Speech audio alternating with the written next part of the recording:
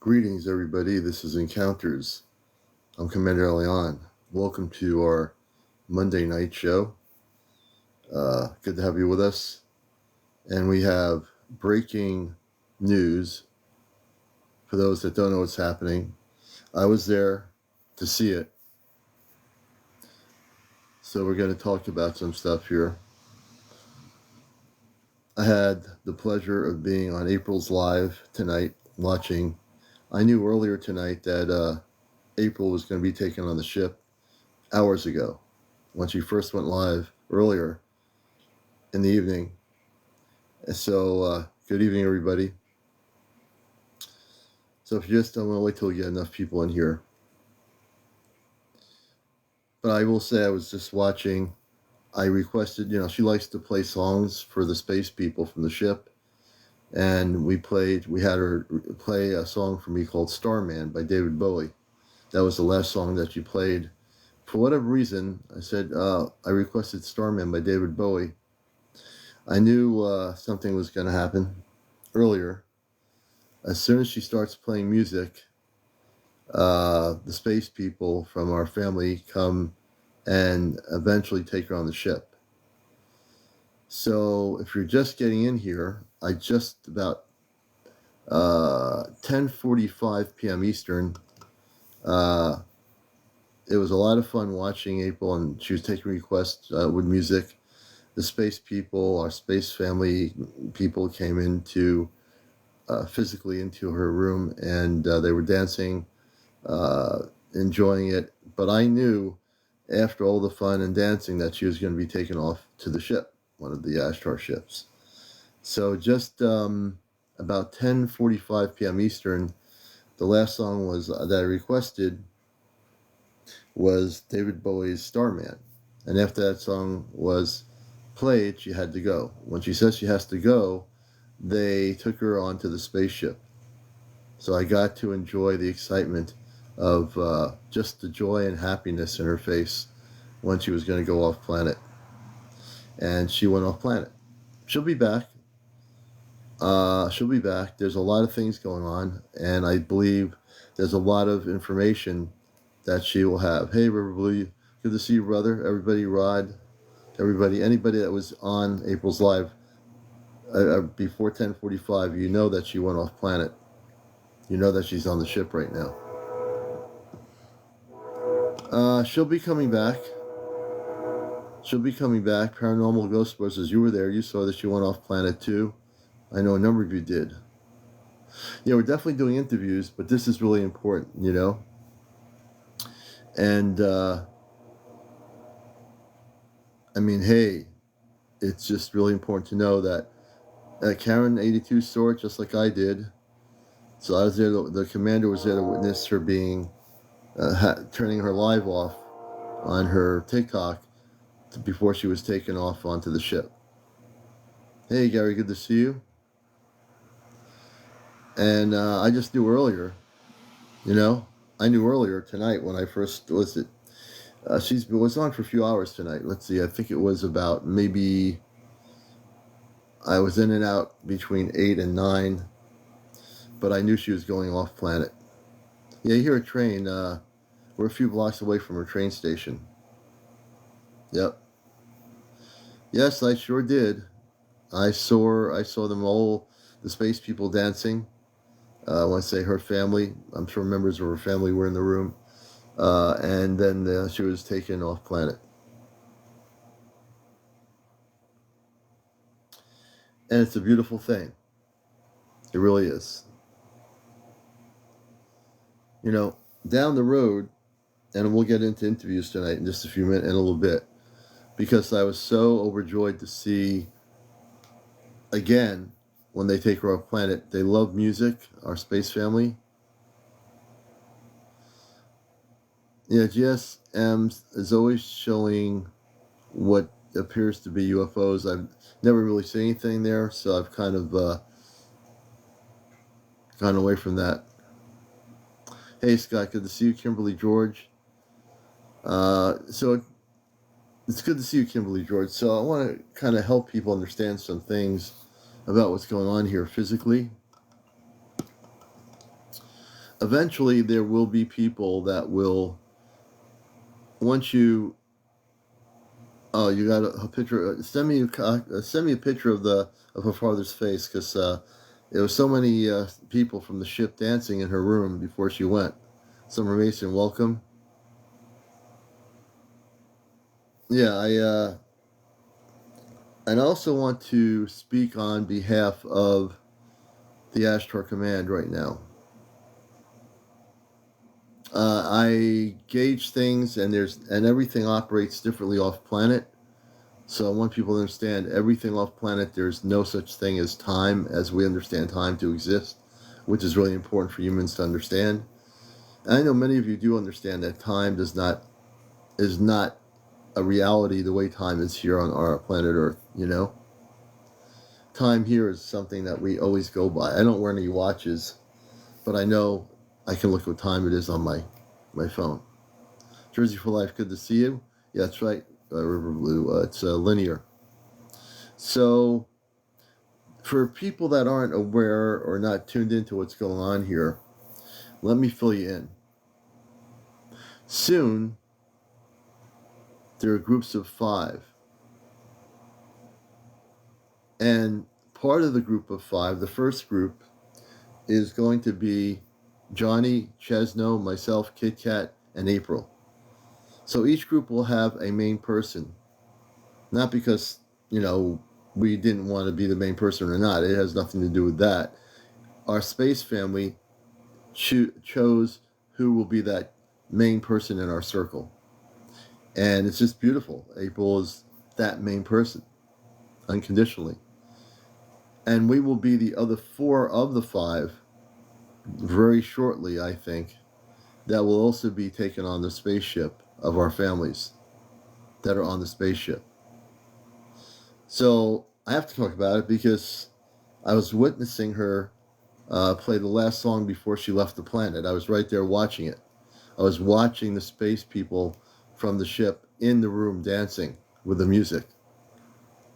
It was a beautiful thing. If you missed it, whenever she starts to play music, if you know she's going to play some music, usually on that specific night, they're usually at some point going to say, we have to go, meaning we have to go on the ship.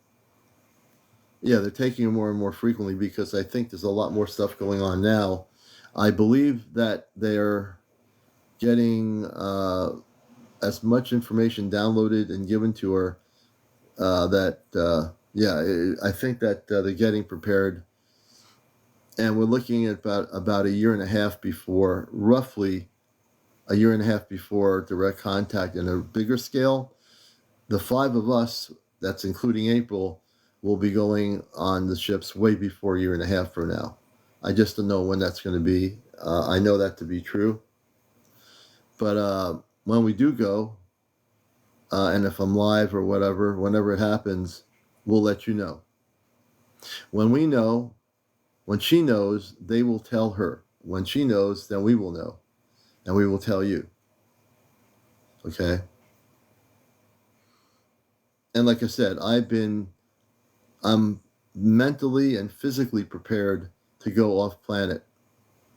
It's like, like NASA, they train people before they go on a NASA spaceship to the space station. They train them how to, float in space and all this stuff. Well, look at it in a different way here.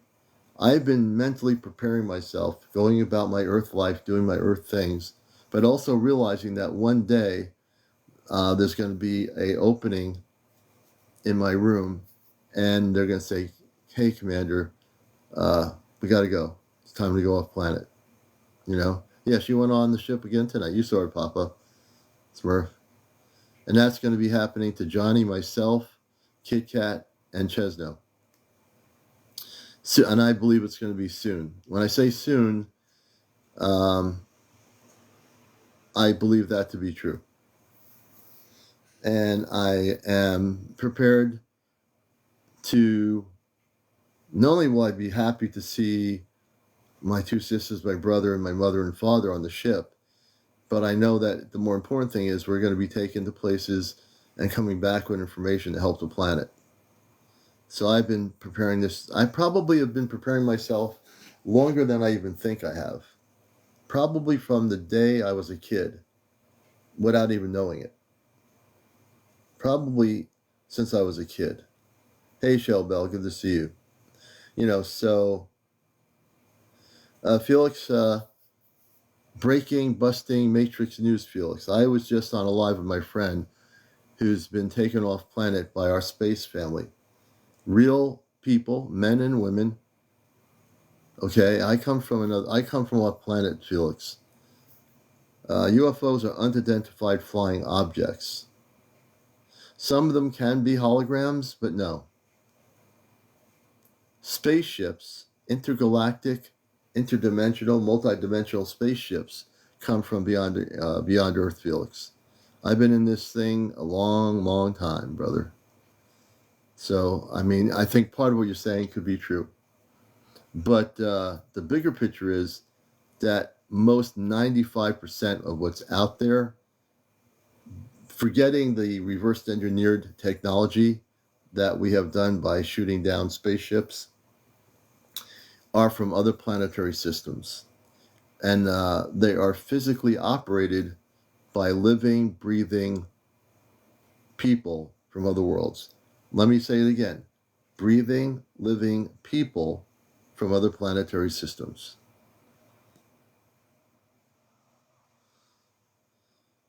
Now let's see here. And it's actually Ashtar, Ashtar, Diane. I think it's Diane. Yeah, Diane, good evening. It's actually Ashtar. The word is Ashtar. Felix J., how many years? Well, they don't go by years in space. They don't even go by time in space. There's no time. But I can tell you that many of our space people, the men and women that come from other planetary systems, are very, very loving beings of light, human beings, Christ conscious beings. Hey, Riverblue, thank you. And people need to know what's happening. The commander needs to, on this show, we do interviews here, but after being on that live, watching her go off planet, I need people to know whatever you have read on the internet over the years about UFOs or ETs or all this other garbage. I'm going to give you real information here. Real information, not channeled, no palm reading, no crystal balls, no pendulums, nothing like that. I'm going to tell you real information. And we do interviews with people too. No one goes to space and nobody comes from space. The existence of space is highly questionable. Absurd buddy, you're highly questionable. You're living in a matrix. I'm glad you're here, because if you stay here, I'm going to bust every belief system you have, and I'm going to have fun doing it. Absurd buddy, we're not even going to argue with you, but I'm going to have a little bit of fun here. You're just the person I need to have here to do this. So you have to get your belief systems from somewhere. When you were a kid, absurd buddy, when you were just a little kid, you didn't have that belief system. You had to come up with it at some point in your life. It could have been from reading books, from an author. It could have been from a website. And it might have been just from your own belief system. It's possible. I really do believe it's possible. But I'm going to use you as a prime example. So I'm glad you're here. So let me ask you a question, absurd buddy. If nobody goes to space and nobody comes from space, do you believe that the human race existed on its own and that no one created the human race? I want to see you answer that question. So we're going to turn it over to you for another comment. We're going to have a little bit of fun here, folks. I love people like that. I want to bust it. I have somebody to bust the matrix. I can bust their matrix. This is going to be fun.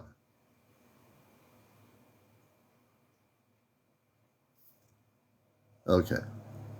I don't know what that has to do with anything. So we are going to take that person out. Let's see here. The commander is fired up. See, some of these people coming in here don't know this show, how this show operates. that I'm a professional broadcaster, but I'm also not from this planet. So bring it on, and we'll bust your matrix. This is going to be good. This will be good. Let's see if Absurd stays around to talk with us. We want to give you a galactic education if we can. I don't think they're going to stay. It would have been interesting. Hey, One Toyota, good to see you. You see, some of these people don't realize when you come in here on encounters and you think that there's nobody going to space and nobody coming from space, that gives me a wide open area to go right in there and bust your matrix. Dogs and horses. Let me bust that belief system. There is no figment. That's an illusion. The people on the internet that created all that stuff on the web for years, since the internet's been around, don't believe it. If you were spiritually advanced and technically advanced, you can travel anywhere in the universe. But the planet, the people on our Earth, we have technology to go to Jupiter in 25 minutes. We have secret technology that can go that far. Okay, we can go in and out of the planet Earth without anything blocking us. The way the space people come here, they're multidimensional, meaning they can come and go as they want. There's nothing blocking a spaceship from planet so-and-so from coming and landing on the planet Earth. There's no glass bubble around us. That's all a lie. That's all just a bunch of lies. So people believe all those things that people say. People believe in this whole thing about the firmament from websites that promote this whole idea that we're trapped and we cannot go out into space. Well, we can't really, because we don't have the advanced technology, the multidimensional understanding of travel that our space brothers do and sisters. So don't worry about the firmament because it doesn't exist. It's an illusion. It's a fantasy. It's a belief system somebody created years ago at the inception of the internet, and everybody went along with it. I don't care if it's a scientist, a doctor, I don't care who created it. It's to keep people under control. To have a belief system that everyone will believe, well, we can't do this, We can't leave the Earth. We have this invisible thing blocking us. We can't go anywhere. We're stuck. So dogs and horses, I appreciate your comment, man. But that whole thing doesn't exist. Let's see here. I'm going to read comments. Hey, Sarah says, yeah, I deal with the trolls. They'll be so busted up they won't know what to do anymore. Diane, Ashtar Command is from many different places, not just one place. The Ashtar Command represents the intergalactic foundation of many planetary systems from many different dimensions of existence. So it's not one area. A good question, but they come from everywhere.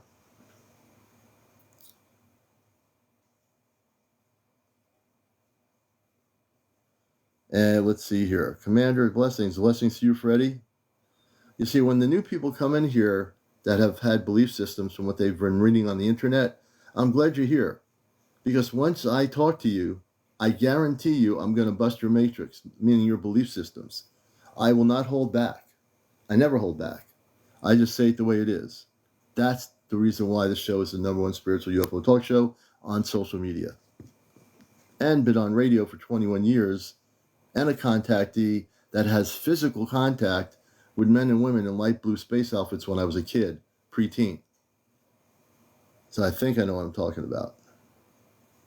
Oh, they might be. It might be they're talking about the biblical reference. We don't know. Hey, John, good to see you. Yes, we do. We have an actual base on the moon. A matter of fact, my contact with the Department of Defense last year sent me a photo of that base. At the time there were 4 out of 5 areas of that base in a crater on the moon that was operational. But we do have a base, secret base on the moon. It has nothing to do with NASA. It is a secret base unrelated to NASA. Yes, we do. Hey, Catherine, good to see you. Let's see here. Ava Troops requested. Let me see here. Ava Troops. We're going to bring Ava Troops on here. Let's see what's going on with Ava Troops. You watch. Never now. See my screen went dark. Hey, Ava. It's good to see you again. How you doing? Good. It's been quite a while, or at least it's been a couple of weeks, maybe even 1 month. It's hard to say. About that, yeah. So what's happening since the last time we spoke to you? Yeah. Well, the last time we talked, I talked about, just to catch people up watching, I talked about my encounter with the light Yeah, people. And I learned about, like, the spectrum of 0 being fear and 10 being love, and how there is no need to fear yeah, these people of light. And I was also yeah, thinking about why they contacted me and for what reason. yeah.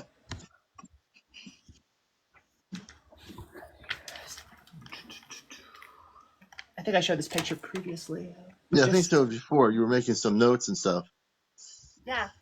But I think I discovered a little bit more about who they are and what they want. And it came to me also when I was like sleeping. Yeah. The novel, what called in English? Oh, A Slaughterhouse Five? No, no, no, no. Oh, yeah, I remember that book. Yes. Kurt Vonnegut? Yeah. Yes, he talks about a species called the Tralfamadorians. And I think Hmm. these are the things that I saw. I'm not sure Mm-hmm. exactly how I know, but I just feel it. Mm-hmm. Yeah, and a lot of times we get things that books sometimes show us things that help us understand some things, but we also have to understand Kurt Vonnegut's a great author, and he's written many books that have. Oh, thank you for the hat, River Blue. We appreciate it. That he's written many books. The thing that beyond the books, and I can see that you've tried to understand more things by doing the diagrams that you've had. It's helping you a little bit better understand the things you went through. Since the last time we've spoken, have you done meditations and so forth? Yeah, Yeah, pretty much so, right? How's that been? Can you tell us your experiences that you've been having since then? yeah. I've meditated before. Like I saw the people made of light. Yeah. Um, I've been meditating with my friend Anna. Hmm. One important meditation was we were by a river Hmm. and we both like laid in the grass. We both Yeah.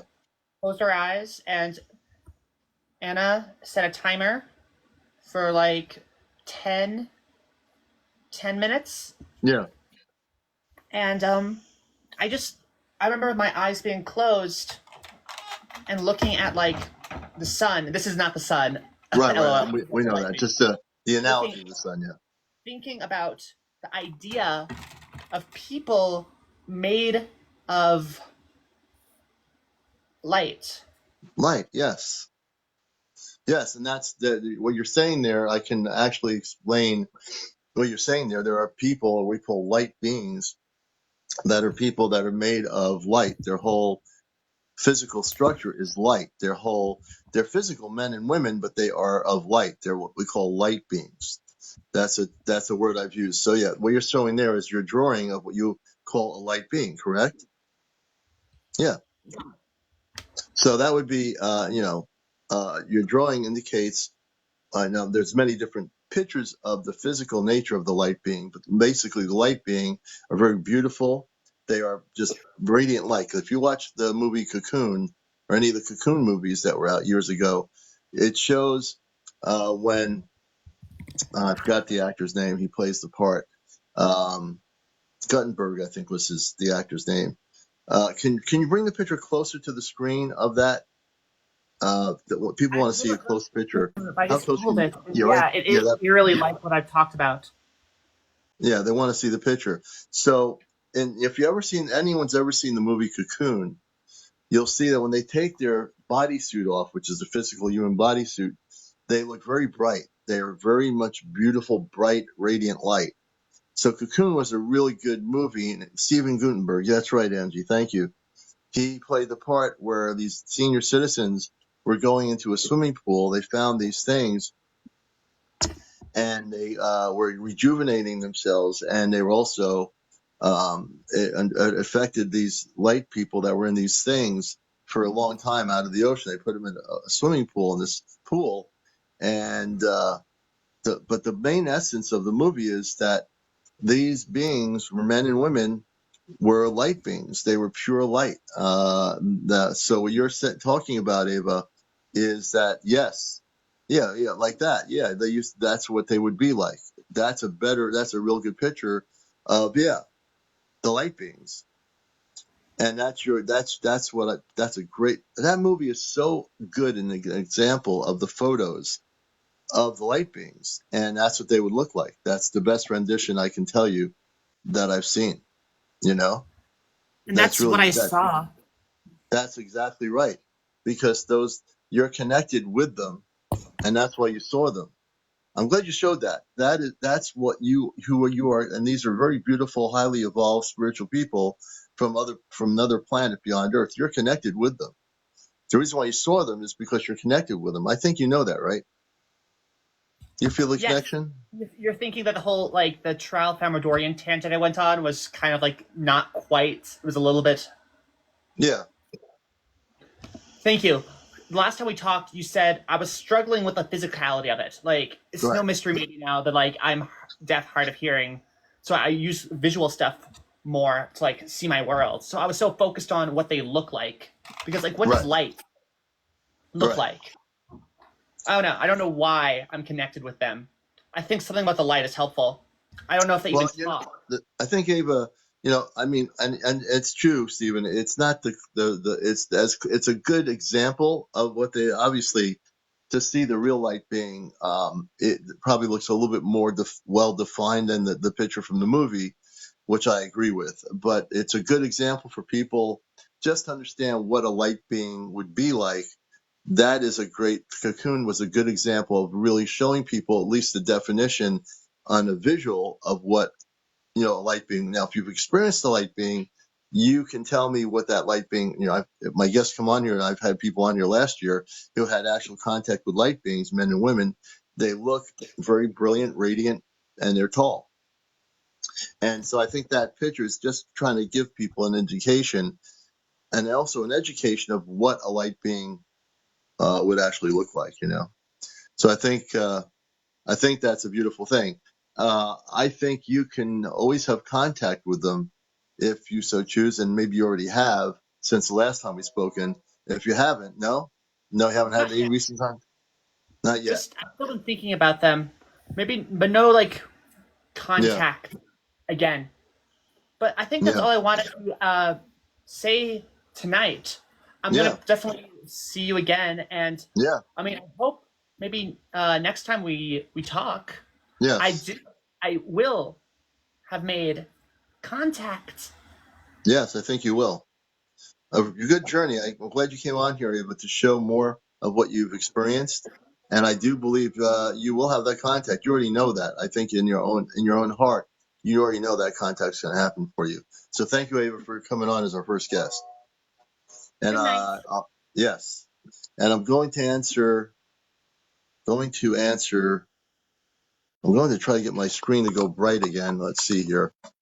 My screen must go back to brightness. Maybe it's when I press the button. What's going on here? I'm trying to brighten my screen up, and it went dark on me, so I'm trying to make it light again, but it seems not to be working.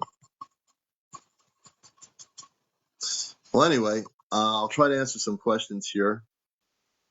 So you need a light in your room. Yeah, I need some more lights. Absolutely. And I might just bring another light in here, which I do have,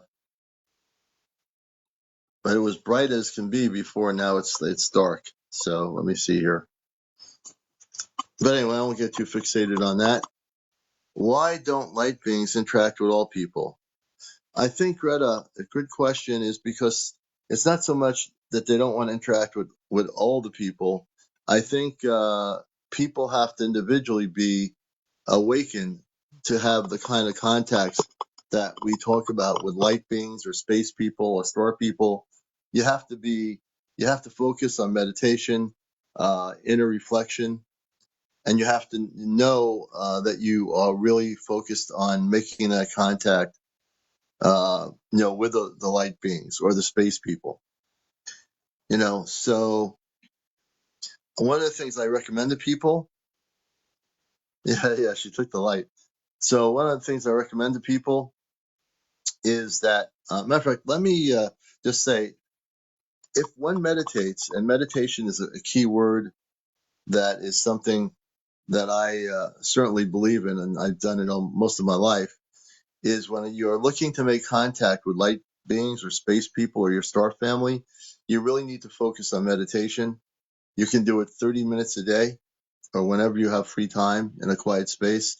And one of the ways to start doing that is to say, I am a Christed being of light. I wish to connect with my star family. And that key sentence, I am a Christed being of light. I wish to connect with my star family, is putting the words out there, the energy out there to your space family. Now, I don't know who your space family is, but if you do that, just that telepathy, the telepathic communications of words have a lot of meaning. And if you do that, eventually you will get a response. So when people ask me all the time, how come they don't contact us? They're not just going to contact you out of the blue moon. They might, but the thing is, you have to mentally prepare yourself for the contact by initiating a meditation, by initiating things like, I am a Christed being of light. I only want to contact my star family wherever you are. Do you hear me? Or something, as simple as that. You don't have to do any rituals or jumping up and down. It's just simply being very direct about what your purpose is, what your wants are, because everybody does have what I call a cosmic star family. It's just a matter of learning how to facilitate yourself being prepared mentally for that kind of contact. And I think everybody can do it. I think it's coming in waves where certain people, and many of my guests already are doing it. They have contacts through cosmic dreams. They have visitations. I know I've interviewed so many people that have been visited by light beings or star people. It's happening all over the place. Let's see here. Seth says, are they still with me? Seth, can you tell me, when you say, are they still with me? I'm not sure of your story. Yeah, let's see here. Can you tell me what that is? I'm just catching into reading comments here. Hey, Ada, good to see you. Hey, Linda. We don't deal with that. We don't deal with that. We just deal with simply the galactic stuff. We don't deal with the paranormal here. Sorry, Seth. We just stay away from the paranormal. We don't deal with, this is Encounters is a UFO spiritual talk show, so we don't get into any of that. There are a number of people that I've seen on TikTok that have shows that deal with that, but unfortunately, it's strictly here on our show, dealing with space people, everything crop circles, the galactic and the cosmic.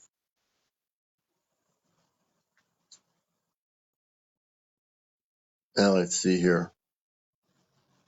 Hey, Chesno, good to see you, brother. Good to see you, Chesno. I hope your dog's doing well.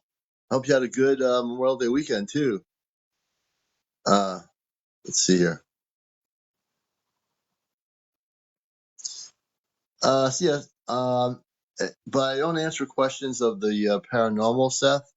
Unfortunately, I don't do any paranormal discussion. So I can't answer your question. Hey, Chesno. And we're going to bring Chesno. I haven't talked to Chesno in a long time, man. We're going to bring him up if he's not going anywhere. Chesno and I have known Chesno for a long time. We met through the TikTok.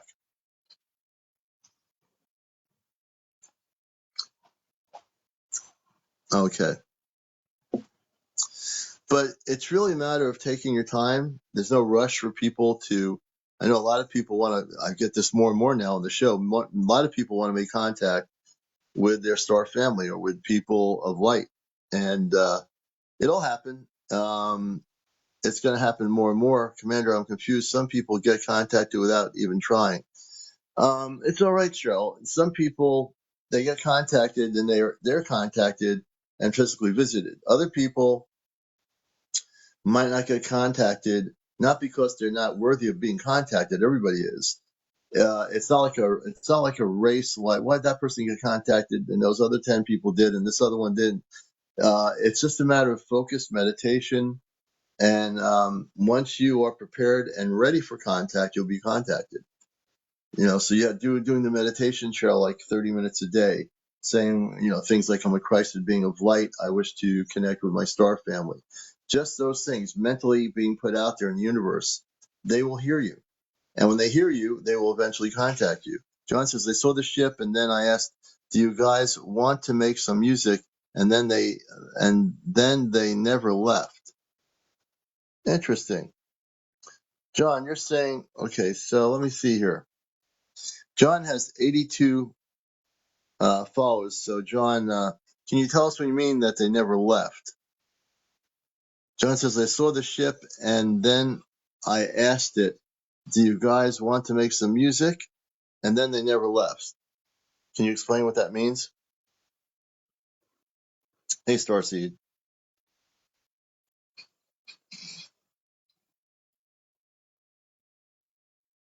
You spoke to them in your mind. So you basically were telepathically communicating with them.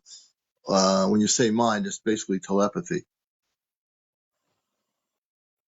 I saw their projections enter the room.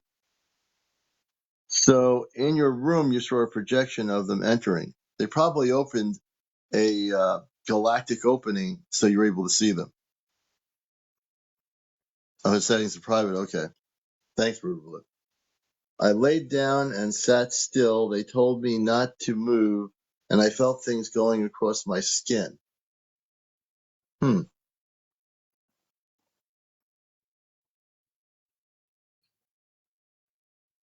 How can I make myself not private? Excuse me. You just have to change your setting on your TikTok. You change the setting, and you can make yourself public. Just to give people a background, I am CmdrAleon. This show is called Encounters.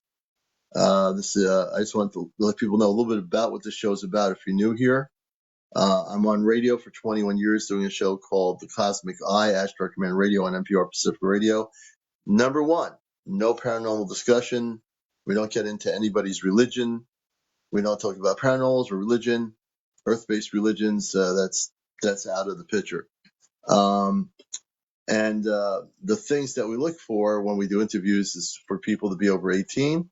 No paranormal discussion, no foul language, no drinking, no smoking of any sort. Of course, we don't get into any religious belief systems. We throw that out the window. And we don't get into any channeling or any of that stuff. We don't have pendulums. We don't have crystal balls here. I don't have cards in the air. I don't even have neon lights behind me. None of that stuff. This is a real show. And also no politics. Thank you, Trisha. So if you come here, I want to let you know what you're watching so you have an idea of what you're getting into here on this show.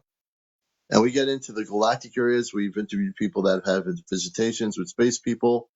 We cover all that area with the galactic areas. And yeah, your strawberry nest, yes. No foul language, yeah, as we said before. They craft the entire dream space and can control every aspect of it every night. Interesting, John.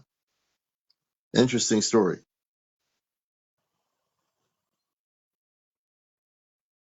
So we're glad to have everybody here. Just to let people know who don't know what's happening. Those that do know that around 10:45 p.m. Eastern, my friend April, who is since last year been taken off the planet by our positive space family of the Ashtar Command, went off planet at 10:45 p.m. tonight. She'll be back. She might be tired from the journey, but she'll be back. And usually they take her for about an hour, sometimes an hour and a half. They try to bring her back closer to the time she left within that time frame. Yeah. 23rd time. That's right. She's been off planet 23 times already. 23 times, brothers and sisters. My friend has been in northern Vermont, taken off planet. She talked about some really interesting things earlier in the evening before this happened. She's not back. She was just taken off planet at 10:45 p.m., so she's not back yet. You know, do I believe in UFOs? Oh boy. Renegade, I'm glad you're here. I'm glad you're here. You found the number one spiritual UFO talk show on social media. So I'm going to answer your question. Yes, I do believe in the word UFO, but I'm going to take it. I'm going to give you a little bit of a galactic education here, brother or sister or brother or sister, whatever. I don't come from this planet. Oh, wait a minute. Give me a second here. Holy mackerel, what's going on here? Give me a. Oh, wow. Okay. We just had something kind of like come out of nowhere, but we're right here. To answer your question,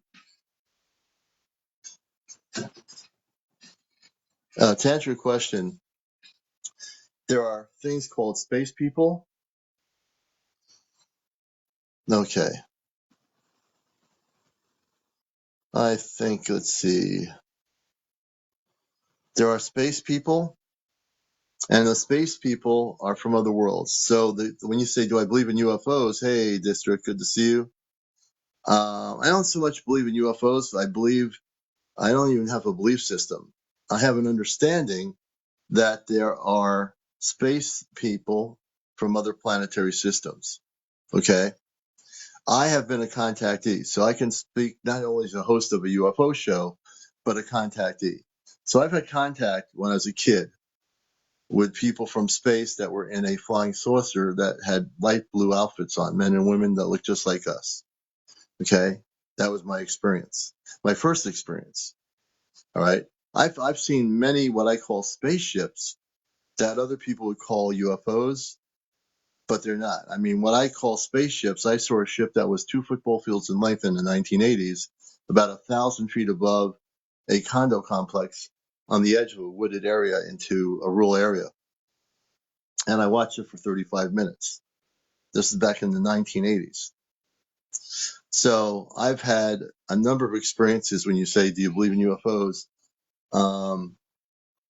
I don't have a belief system. I have an understanding, a great understanding that we have people from other planets visiting Earth. And it's not so much whether you believe in UFOs or not. What's really more important is if you understand that we have people coming to Earth from other planets.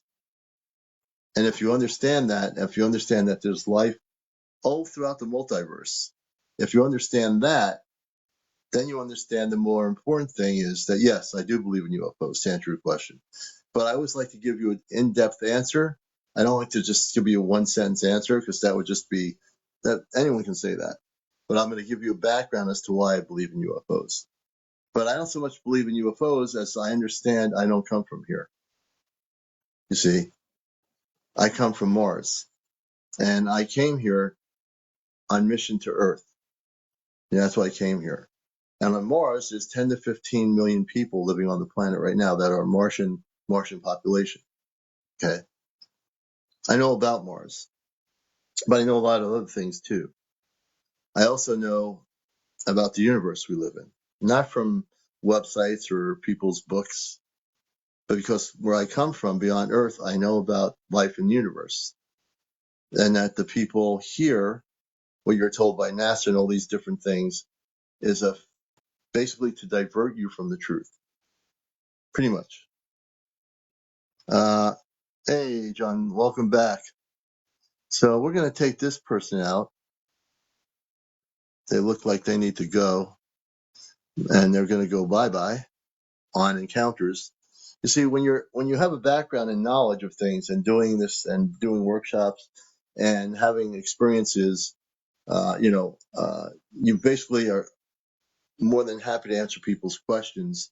I don't read websites. I don't read a lot of books. The only books I have on UFOs over the years are contact ebooks from the people that in the 50s and 60s wrote journals about their experiences going on spaceships with Venusians.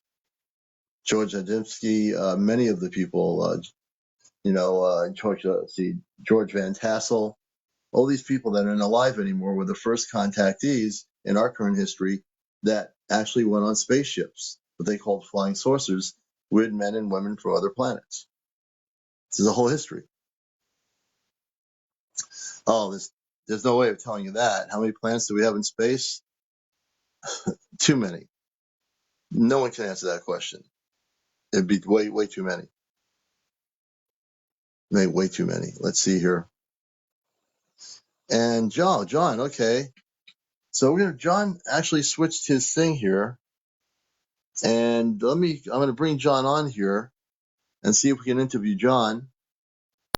We're glad you're able to switch it to public. Hey, good evening, John. Welcome to Encounters. Hey guys, Hey, good to have you with us. And thanks. can you tell us a little bit of your background? Sentences, when I read sentences, it tells me a little bit about a person's story. But tell us, like, when things started happening in terms of your experiences.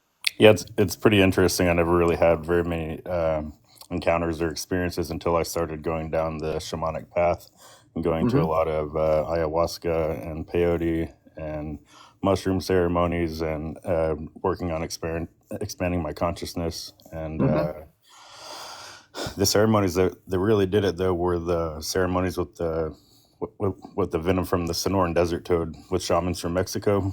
And it's pretty ineffable. It's hard to explain what I experienced, but after that, I started. I think my consciousness, the frequency was open to a certain point to where I was able to perceive a lot of things that I wasn't able to before. I started noticing what I thought were stars or planets in the sky were actually moving around in different ways. And one night I saw one out my window, and I was totally sober, and I had made I was looking at it, and I just thought in my mind, "Hey, do you guys want to help me make some music?" And then they started talking to me in my mind. And they said, "Lay down," and I laid down, and I saw two translucent forms kind of come through the window into the room, and the only light that I had on in my room was coming from the closet door, and I saw in the light they're able to like make faces and kind of talk to me through the light, and then I felt kind of like a stinging sensation going around on my abdomen in a circle, and they were letting me know that they're connecting to me, and ever since then they've been with me 24 hours a day. That was like 2 years ago. Well, that's pretty beautiful too. That's a beautiful thing because and I know what the word translucent beings mean. How tall would you say they were? They are about 3 or 4 feet tall, and their So skin the is ones you're gray. encountering, 3 or 4 feet tall in terms of their height. Yeah, their skin is gray, but they have reptilian eyes. Yeah, that could be a problem though. If they're reptilians, you got to be, one of the They're a things. hybrid. Hybrid, okay. They told me that they So were created by the Greys and the Reptilians as a hybrid to kind of like work for them, like that. that could be dangerous. Yeah, they're not always super nice, but there's two of them. One of them's really nice, and the other one kind of can be mean sometimes. So how would you like to? And this, I don't usually go this quick into this, but I'm getting. And again, you have to trust. You're probably new to the show, but as you get to know me, you'll see what I do is very much important to help people. Not only do I interview people, but I help people too. All So right. so I have a feeling, and I'm getting it. I work with a thing. Have you ever heard of the Ashtar Command? If you haven't, that's fine. Yes. Okay. I am from the Ashtar Command, even though I'm physically here. I'm not from here, but I'm on mission. I'm on the mission. I came here voluntarily to experience this planet, but I'm also here to help people, Yeah. And if you give me permission, what I would do is going to change. I mean, you've opened yourself up in a beautiful way through your shamanistic experiences, I've heard Yes. other people that have gone through that experience, and it's a beautiful thing. However you get there, It's if very it works, profound. it's very profound, right? Yeah. So I'd like to help you actually have a different experience with different space people that are going to be much brighter, much more lighter. And when I say that, I'm talking in a very cosmic, spiritual way. I would like to actually provide a spaceship of the Ashtar Command right now to go over your location. Where are you located on the planet? I'm in Temple, Texas right now. Oh, Texas. Okay. I know I've been to Dallas many years ago in my life, but I'd like to bring an Ashtar Command ship over your location about 20,000 feet above your location. Yeah, I'm Uh, currently at the VA hospital in Temple, Texas. okay, at the VA hospital. Yes. But okay, so are you going to eventually be leaving the hospital, or are you there just temporarily? No, I'm here for uh I was in the Marines, so I'm here for mental health treatment. Okay, all right. Yep. Okay, that's fine. But so they come in, they visit these reptilian type beings, hybrids, visit you in the hospital. They don't visit me, they're with me 24/7. They would you 24/7. Yes. How would you like to see that stop? And I only say it for one reason. I will send 10 Ashtar Command people into that location in your room, and we will escort the two reptilians out of that hospital off the planet. And we will replace that situation with space people from the command that are Christed beings of light that will actually be much better, and they will interact with you. They will help you learn a few things that you might not know about the galactic levels of light. And I'd like to gift that to you tonight. All right. Yeah. Yeah, that sounds good. So I want you to do something for me right now. All right. Okay. I want you to close your eyes for a moment. And Okay. for people that have never watched my show, everything I do, and people that have witnessed my show over the last year and a half, know everything that I say I'm going to do is real. Okay. Yes. So Yes, I'm thank I'm, you. I'm going to do this for you, John, because I read the energy, and I'm going to help you. All right. Yeah, and also thank you for your service too. Yeah. Yeah. Yeah, thank you. All right. So close your eyes. I want you to say, number one, I am a Christed being of light. I am a Christed being of light. I will no longer have you, the reptilians, with me every day doing what you do. I'll no longer have you, the gray reptilian hybrids, Reptilians, with me every day doing what you do. I am now going to work with the Ashtar Command beings of light. I'm now going to work with the Ashtar Command beings of light. Okay, I want you to close your eyes. All right. In about less than a minute, there'll be 10 Ashtar Command people in the room with you. They will be confronting the reptilians. Those two Okay. reptilians, the hybrids. Mm-hmm.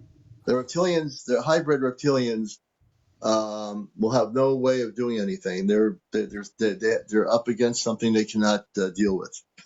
Okay. Okay, so right now, close your eyes for a minute, take a deep breath, and then breathe out of your nostril. Breathe in, do 2 or 3 times.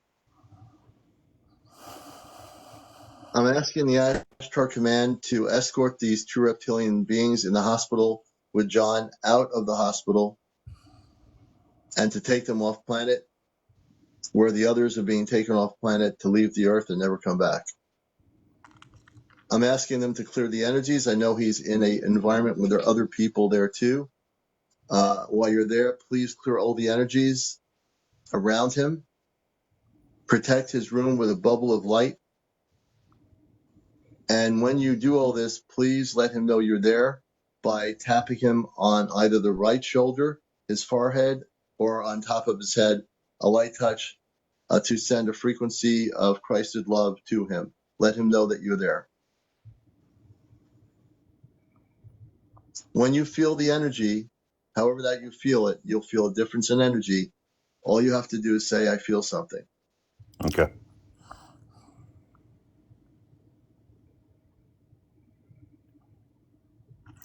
Yeah, the beings in my mind that I'm talking to every day, they're saying that they're here. Yes. They are here. Tell the They sound like being. they're freaking out. Yeah, they're freaking out. They're freaking out, all right. Tell them that they are going to leave. We're going to take them, and they're going to be leaving your room now. They're not coming back ever again. We're taking All right. them off planet right now. They can hear everything you're saying. And I want them to know that the reason why we're doing this, you cannot interfere with John. You must go back where you came from. Even if you are hybrids, the fact is you have to leave. You have to go. Our space people there, they're taking you right now. And please do not resist. They're there to peacefully take you, and they will take you off planet. Say goodbye to John. The two reptilians, please say goodbye to him. Yeah, they're saying bye. Okay. So for those that are watching this show right now, who have no idea what I've just done or don't believe it, I just did it. Yeah, they're getting Okay? quieter and quieter in my mind. Yes, they're going to leave. So they're being taken very peacefully out of your hospital room. They're going to be taken on a Ashtar ship, and they're going to be taken off planet. So you'll never have them again interfering with you. Yeah, this is a relief. Yes. Yes. The Ashtar Command people, the 10 of them, they're going to stay with you. Matter of fact, this is what we're going to do. Give me a moment. All right.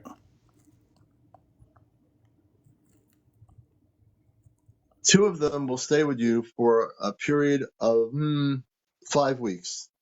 Okay. 5 weeks. Give me a moment.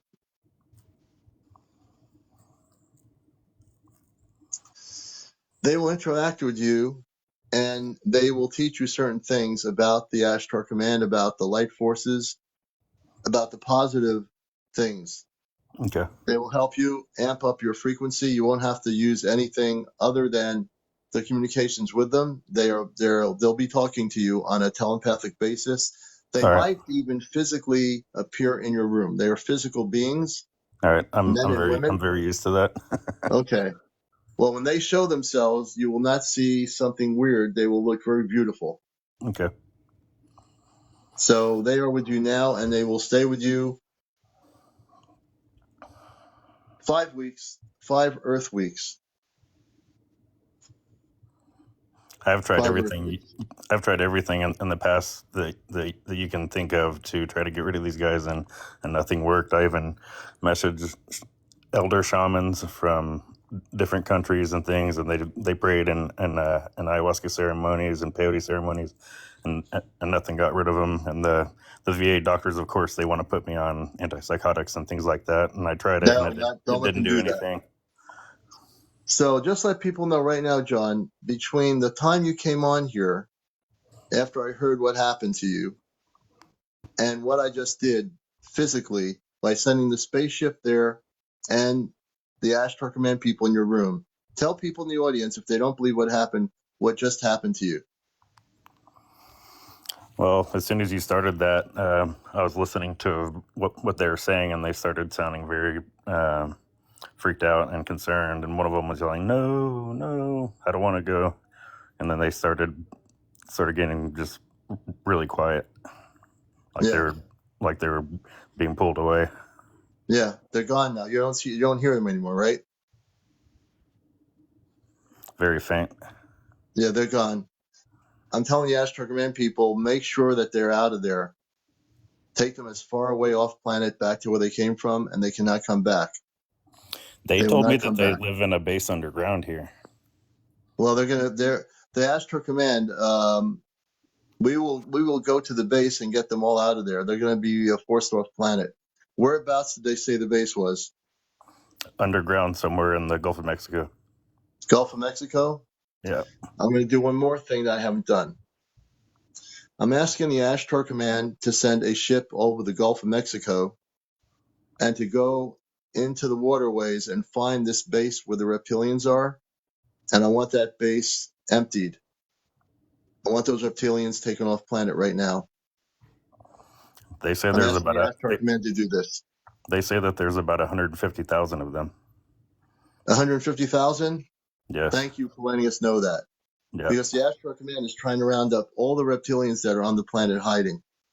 If there's 130,000 reptilians in the Gulf of Mexico somewhere, Yes, I want underground. the Ashtar Command to send a whole fleet of ships there, and I want to have them find these reptilians and take them off planet right now. You know? Someone's asking, do you think they're under the VA hospital? No, their ship is above me. They just follow me around wherever I go. Well, that ship is no longer going to be above you. I want to make sure that's taken care of too. I asked the Ashtar Command to get the reptilian ship and take it out of there right now. That ship should be out of there in a nanosecond. I don't even have to think about it. Yeah, I don't So hear there's them two anymore. things we have to do. Go after the ship and after 130,000 reptilians in the Gulf of Mexico. I don't hear them anymore, and I feel like my frequency is changing. Yeah, your frequency is being amped up into what I call a Christed frequency, John. We're amping you up into a different frequency. There'll be no lower vibrational beings that can even come close to you anymore. They Yeah, will have no contact with you. They flat out told me multiple times that they were feeding off my energy. Well, they're not going to feed off anybody's energy now because you disclosed the location that they told you they're in the Gulf of Mexico. We will have the Ashtar Command people find their location of their base, and we're going to take them right off planet. Yeah, the And entrance if people don't think I is can deep do in the this, I'm ocean. not doing it alone. Go ahead, John. The entrance is deep underwater in the ocean.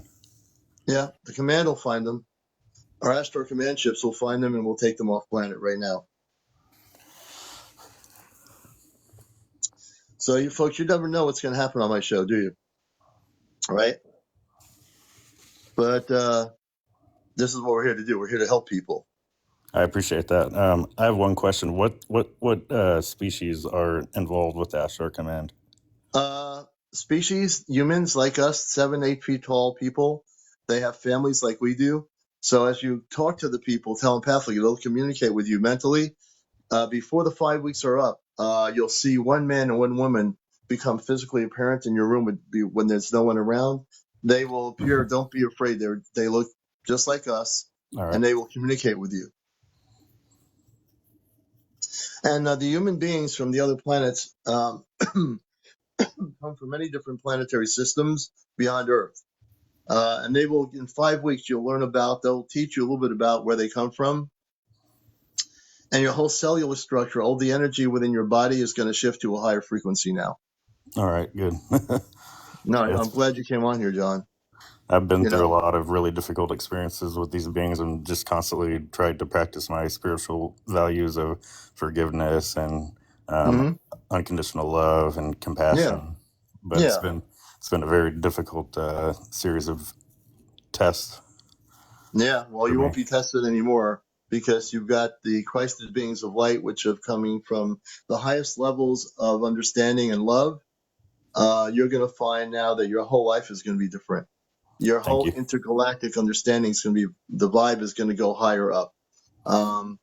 Yeah, my experiences started to get pretty negative in life once I got here. Yeah. Well, it's going to turn around for you now. And also what the command's going to do is, because if you're there for like a lot of years, or if you're eventually let out of that location and you have your own place, wherever you go, you'll be protected by the Ashtar Command. Wherever you go in your life, you'll be protected from here on in. I promise you that.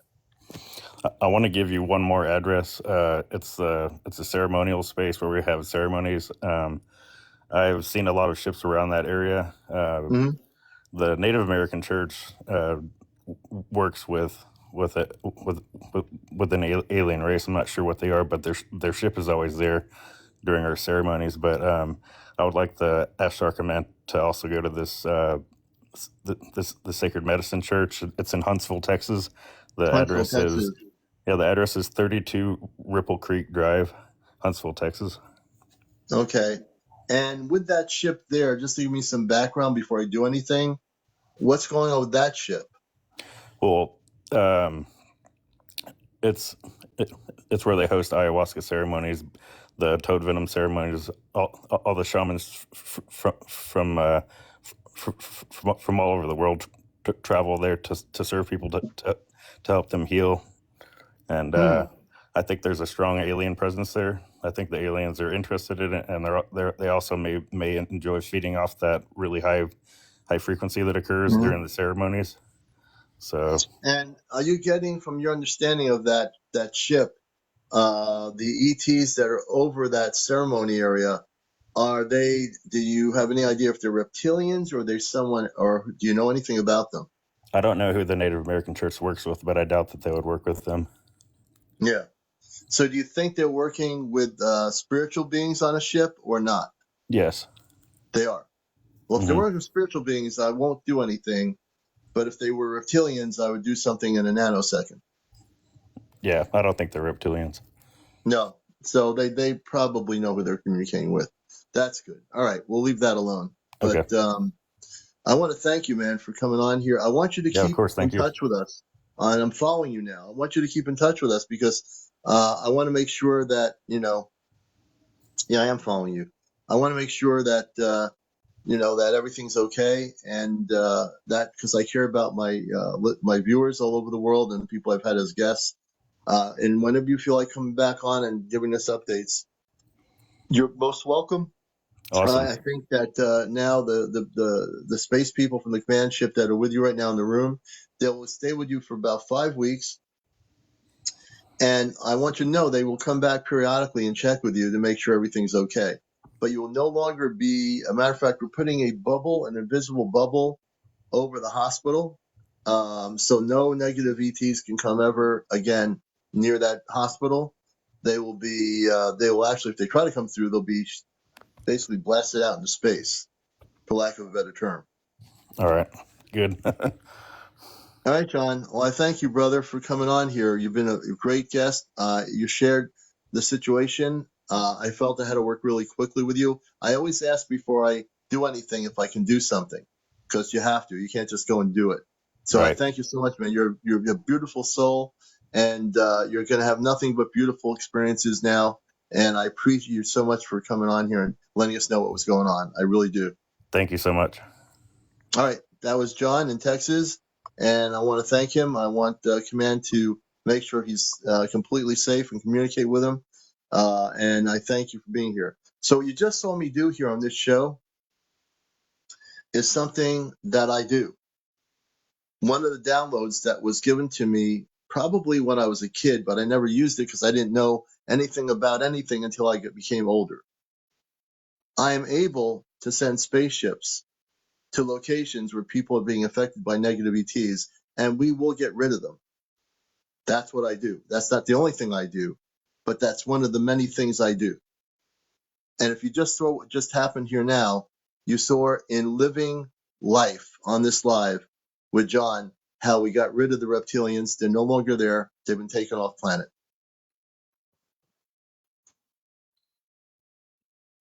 Yeah, I don't know how he was able to do it, but that was pretty good, Karen. Yeah, I was noticing that too. Sharon says to her, thank you, Cassie. Thank you. I feel so grateful, Spiritual Ninja. Thank you. Hey, Dream Warrior. That's a good name. Can't hear anything. Hat Red is found an ancient diamond. Damn. Anyway, we got rid of the reptilians. Okay. So when you hear me speak, I don't ever mince my words up. I say things. I don't do any rituals or anything. I tell everything as a talk show host directly. So not only do I do a show, I'm not like your normal talk show UFO host because it's not strictly nuts and bolts here. It never will be. But I also spiritually, cosmically help people, you know. Animal Bird Expeditions Seeing UFOs. Yeah, Rebecca, how you doing? Animal Bird is I did a lot of studies with Animal Bird. He met people that were tall, very tall, in the North Atlantic. He went into the inner Earth, and there's some great stories about him. Patricia, thank you. I appreciate that so much, Patricia. I think he's going to sleep pretty well tonight, Kit Kat. You know? The one thing whenever I see people being affected by negative ETs and who are guests on my show, with their permission, we go in there and we get rid of those negative ETs and we change the energy in their house or apartment or condo. That's what I do. I do that remotely here. Commander, you remember the church address? Yeah, I don't even need to remember the church address. But he told me that he doesn't think the ship that is over the church is negative. But I said I'll just leave it alone for now, unless the indigenous people with TikTok come on and tell me, Commander, we need your help. I'll let that go for the moment. You're watching Encounters, the late night spiritual UFO talk show. I'm your host, CmdrAleon. I am with the Ashtar Galactic Command, or Ashtar Command. I come from off planet, from Mars originally, with 10 to 15 million inhabitants. A spiritual ninja, you need help? And tell me, spiritual ninja, what's happening with you? Tell me what's going on with you.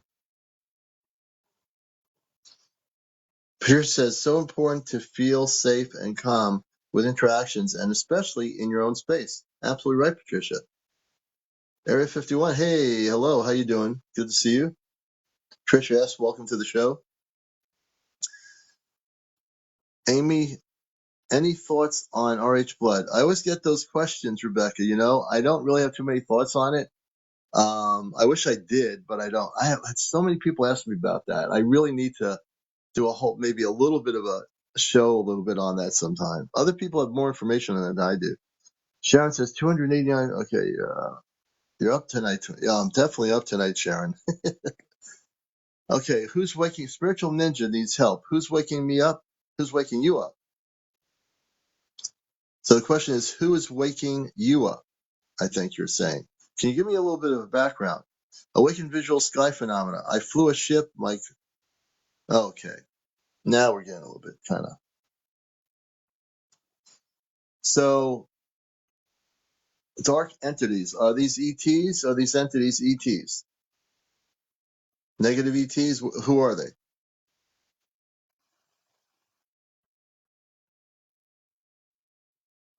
I have no idea who they are. You know,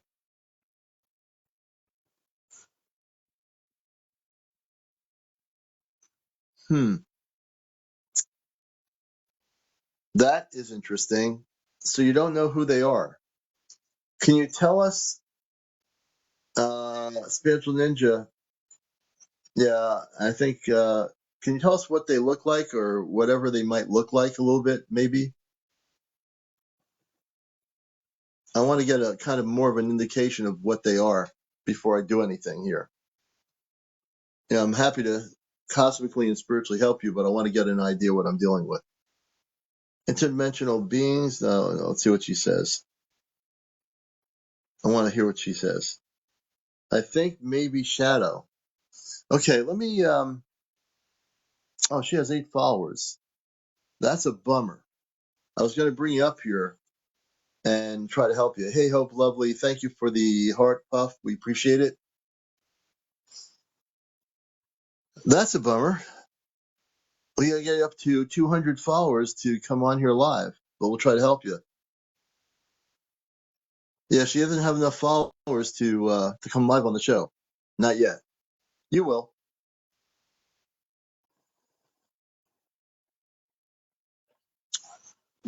Yeah, she has to get up to the 200 for what? That's for audio. For video, it's 800. For 200 for the actual audio. Sha-na-na, because you have to have enough followers to go on live, and it doesn't really matter, but obviously it makes more sense if you can come on live. If you're new to TikTok, Sha-na-na, having the ability to come on audio or video makes a big difference. It really does. And I see, good to meet you, Sha-na-na. I think it says here, Little Red Riding Hood, 37 followers. So if you had 200 followers, Sha-na-na, we could have you on, hypothetically speaking, and you can share your story on audio. As you get more into it, you'll see. Hey, Yaya Spirit. Good to see you, sister. Hope everything's going well out there. Can you pin her so we can follow her? Well, if she has it, let's see where she is. If she's set to private, you can't follow. Let me see if she's set to private real quick. A private account. Okay, so if she's set to a private account, we won't be able to do that. So if she switches it to public, yeah, so what you need to do, Spiritual Ninja, you need to change your setting on your TikTok to public, and then we'll have everybody follow you. Once you do that, tell me, and then I'll pin you up here, and we'll get people following you. And if you wish to be interviewed on the show, hey, good to see you, Linda. Ashley, what is it now? It used to be 200. What's now the new number? 100? It was 200. Let's see here. They must have lowered the numbers. I'm just trying to read comments here.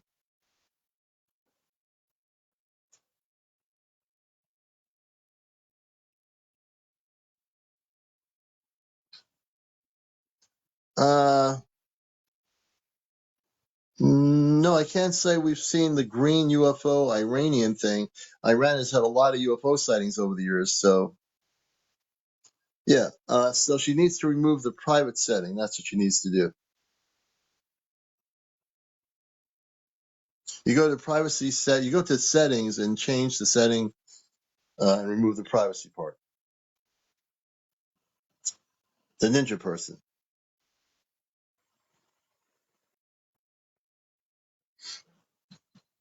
Now you're watching Encounters, the late night spiritual UFO talk show. Welcome everybody. All the new people, all the regular people all over the world. Relax, take a seat, a meditation pillow, whatever, and relax and enjoy the show here tonight. Our shows are on our YouTube channel, Ashtar Command Spaceship News. You can watch all our shows on YouTube, Ashtar Command Spaceship News, all the previous encounter programs. And also my Cosmic Eye radio show at WESU NPR Radio. You can also watch that we record on Sundays.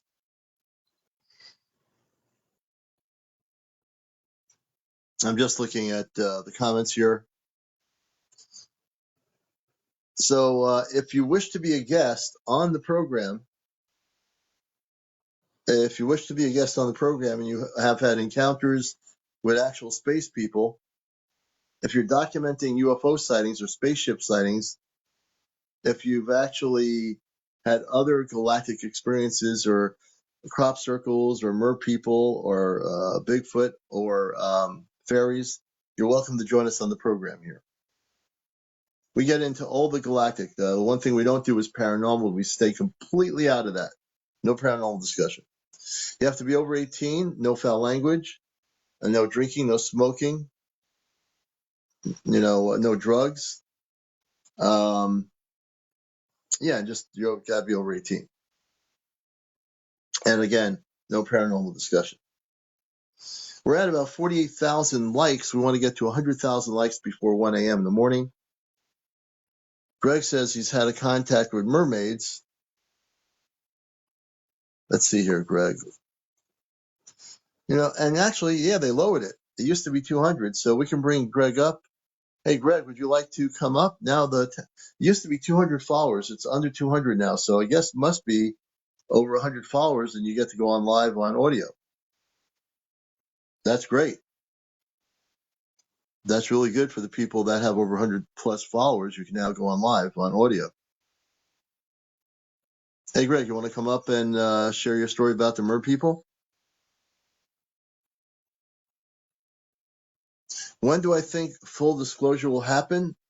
I think it's starting to happen. It's not going to be. I don't think the government's going to do anything. The governments of the world. Greg says, "Oh no, okay, we respect that, Greg." But anybody else out there with over 100 followers, this is all new to me in terms of that. You now can share your story if you have over 100 followers. You can come on Encounters and we'll listen to your story. If you've been visited by light beings or space people, you can come on here and you can share your story with us. And I know people out there do have stories to tell. And it's just a matter of being able to come on here and share them. First contact happened a year ago. I think it's Prada Adenov. So did you have contact with space people? Oh, okay. Oh, you're saying first contact happened years ago. Well, yeah, there's been contact out of with the contactee movement of the 1950s and 60s. Those were the first contactees in our current lifetime. So in essence, you're correct about that. But George Adamski, George Van Tassel, Hunt Williamson. There's a number of people that wrote books that were part of the contactee movement of the 50s and 60s. So there was an initial contact movement, but what's happening now is going to be major contact. Okay, so you're looking at about a year and a half in our time frame with major contact happening and not being revealed by any government, but it'll be revealed by our space family, star people. It'll be the revelation of contact is going to be coming from the stars, not from our governments. Because the governments aren't going to tell you anything. They'll never tell you anything. Okay, let's see here. John says, I've seen a lot of ships, but only one communicated with me.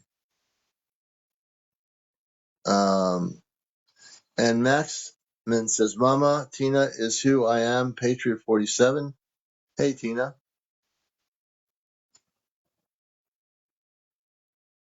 I'm just, we travel over trying to get the word out. Maxman. So if you're new to the show, I'm a talk show host. I've been doing radio on NPR Radio, Pacifica Radio for about 21 years. I take people off planet in my workshops to a golden ship of light, and I teach them how to leave their body and go off planet and then come back to Earth and remember everything they experienced. And this ship actually does exist way, way beyond our solar system.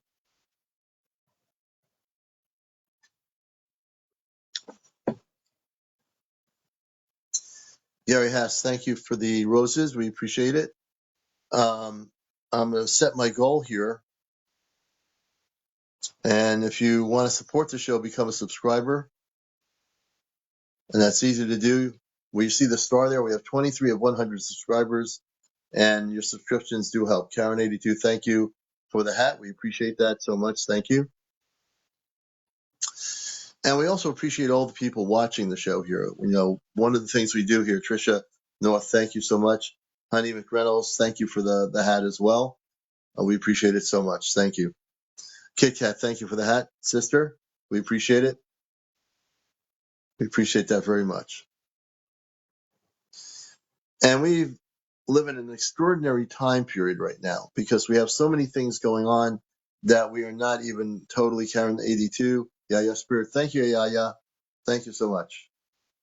Thank you.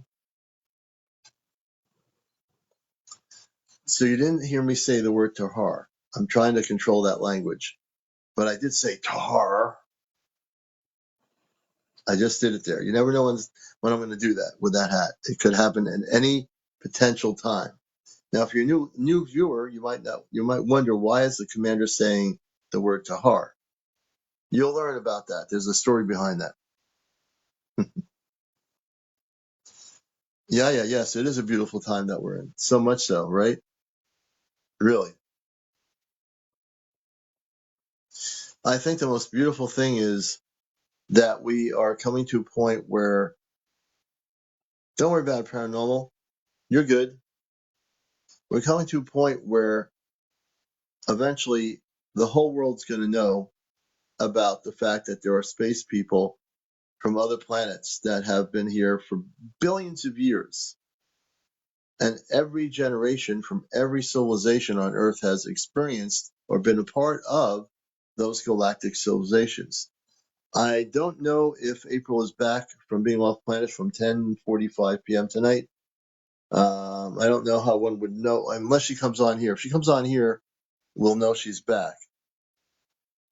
And right now, it shows that she's not even online. So I don't think she's back yet. I don't think. She is back, Trisha says. I don't see her green light on. I don't see any. I just checked her profile really quick, and I don't see anything. So we're going to set a new goal here. Oh, she answered your message. Okay. She might be tired too. I'm sure she'll have things to talk about from being off planet. We're setting up a new goal. My favorite thing is the hat. I don't know what it is, but I like the hat. So we're going to go with the hat. And if you're new to TikTok, you might not understand what I do is setting a goal. There's a thing called TikTok coins for new people. If you have TikTok coins, you can gift people that you like on their lives. So that's what the TikTok coins and gifts are about. So if you're new to TikTok, there's a whole thing that you'll learn as you get used to being on TikTok here. And you can give any kind of gift you want if you have the TikTok coins. Like Sharon gave me a heart. I got roses sent to me, by Angelica25. And you can choose any gift you want. It helps support what I do here, so I appreciate it. Oh, yeah, she takes a shower and grounds after. Thank you, Karen. Thank you, Karen82, Jersey 4. Tahar. Okay. And just with the word Tahar happening, people like that. There's a thing called a Tahar off planet. It's an actual plant. And it's also, it's used for a lot of things. You lost contact with the live. Welcome back, John.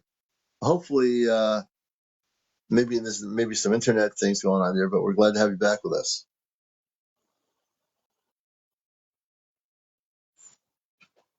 Glad to have you back.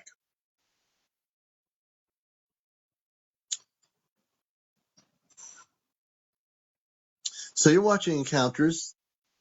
And again, if you've had any UFO sightings that you're documenting, if you have any visitations happening now that you want to express or share, let me know. Tell me in senses if you're having anything happening right now. Anybody out there? Yeah, we have almost 300 people. Normally we have about near 300 people a night on my show here. So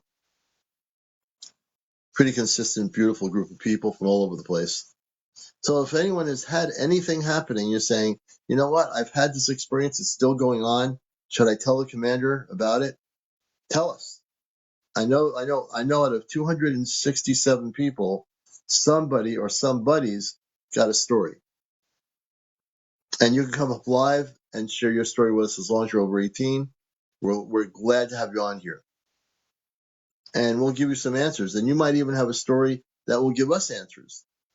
Maybe you're having contact with interdimensional beings. Maybe you're having contact with fairies or mer people or Bigfoot, Sasquatch. We want to hear your stories, right?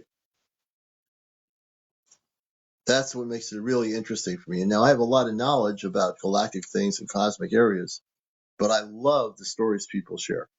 When people come out of the closet and say, you know what, I'm not afraid to share my story. I want you to come out of the closet and share your story. John says, I heard Sasquatches have ships. You know what? Some of them might potentially, John, have something like that. Because they're interdimensional beings, they can come and go at random. It's pretty amazing, but it is possible.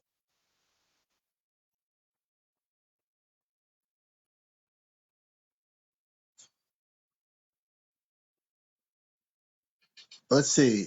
Max Man says, Max and I, Tina, want to and are doing everything we can. So, Max and Tina, do you have a story regarding contact? Max Man, Tina, and Max.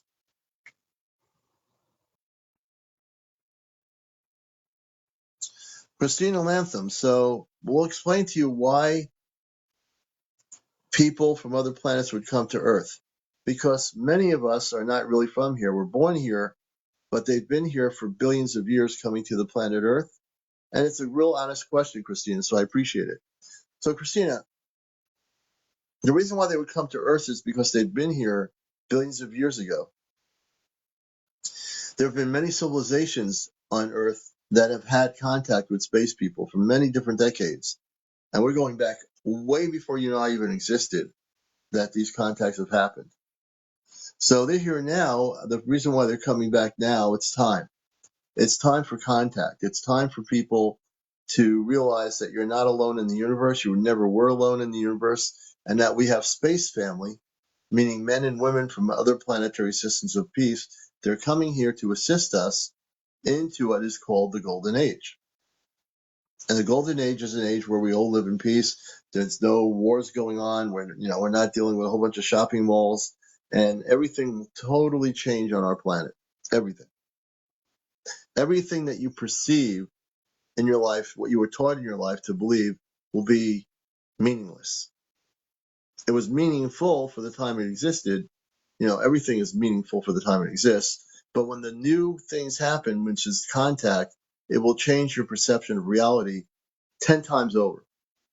Whatever you believe now, your whole belief systems will be shattered. You're going to realize that there's something greater than yourself, greater than all of us, that we have interconnections with people from other planets that are men and women that have families. On their planets, they live in very advanced civilizations of life, and many of them are vegetarians. Mostly the space people that we deal with are vegetarians. So to answer your question in depthly in terms of why would they want to come here, because they're supposed to. They've been here before we even existed. In any of the decades currently, there have been space people coming to Earth for billions of years. Billions.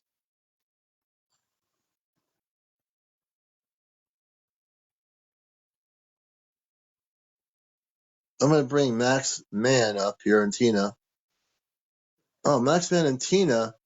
Okay, we need to get them up over 100. I want everyone to follow Max Mann and Tina. I'm gonna actually see if I can bring my. We're gonna do this here. We're gonna pin it. We want to get them up to 100. Can we do it?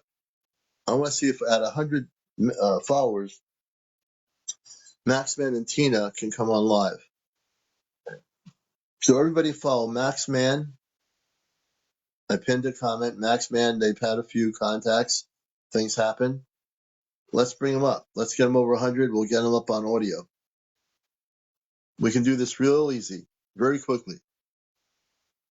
Absolutely, without a problem, without a question. There are 39 followers now. Let's do it, folks. All they need is like under 70 followers to pot, and maybe a little bit over 70. I don't know what the new TikTok thing is now. Let's see if we can get them over 100, and we'll see if it comes up with the guest thing. Let's keep the tabs going here. Everyone tap, tap, tap. Follow them.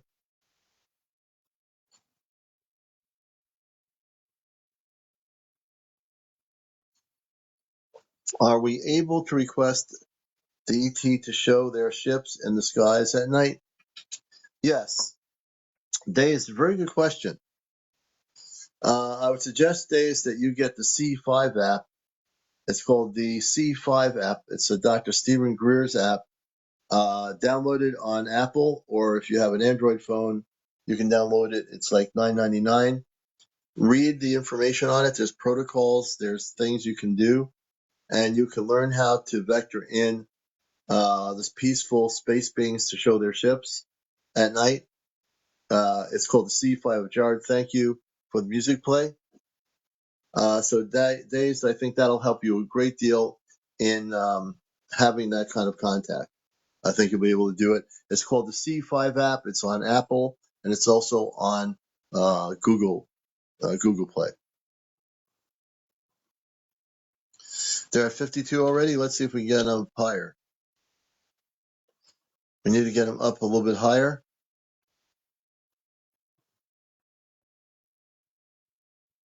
Oh, we're going to help you out there, Max, man. If negative ETs have been attacking you, we will put an end to that tonight. They have 48 followers right now. Let's get them over 100. We're going to kick some cosmic butt here, and we're going to help them out too. We're going to find out what's going on with them first. And with your permission, Tina and Max, we're going to kick some cosmic butt and get rid of the negative ETs that are attacking you. And we're going to do that for you tonight. Shura B, I saw a UFO. Shura B, we're following you. And Shura B, after we get Max Mann on here, we'll interview you. Stick around. And I'd like to hear your story about your UFO encounter. Oh, you're welcome, Dazed. Yeah, it costs $9.99 third kind. And you're only paying the $9.99 once for the app, but it's worth it. And you'll get a lot of education reading the protocol, learning how to do visual contact. There are certain tones that are used. So yeah, for $9.99 once, it's not a bad deal at all. It's worth it, and it does work. Let's see here. They are at 52 followers now. Max Man and Tina, they're at 52. They need another 50. We need another 50 people to follow them. I'm going to put them back up. I'm pinning their name up here. Max Man, just follow Max Man, everybody. We have 249 people here right now. If everybody follows them and we get them over 100, I'll be able to bring them on here. They can tell their story. And then when we find out what's exactly happening, what negative ETs are trying to stop them from having any positive experiences, we will go in there with the space people from the command and we will take them off planet. It looks like we're going to be doing some mission work tonight. So we're going to see where they are now. They're at 61 followers. We need to get up there. I know we can do this pretty quick. So if everybody will follow them, Max Man, 61 followers. Let's get them up to over 100. I want to see where the new limit is here. You know, it used to be 200. They might have just knocked it down to 100 recently on TikTok. Let's see. I'm going to see if I can do this here. Okay. So just follow the pinned comment. We want to be so lucky to visit Max Man. That's going to be our next guest on the show here on Encounters. This is your late night spiritual UFO talk show only on this social media application, the number one spiritual UFO talk show on all of social media. We're glad to have everybody here around the world, wherever you are in Europe, England, Africa, Central, South America, North America, wherever you are, welcome.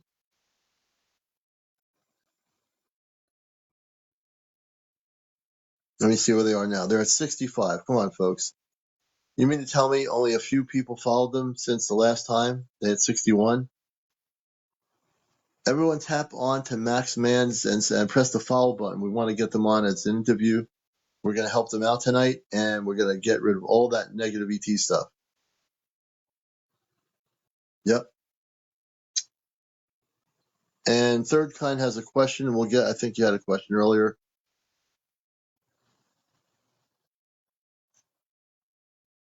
We are going to definitely do this.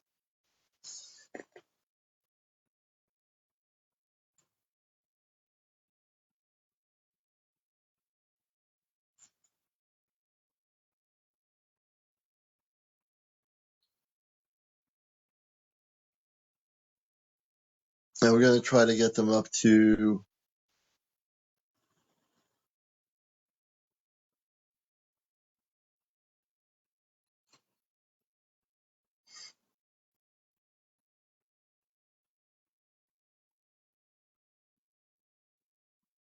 they're at 69 followers. I'm pinning the comment up.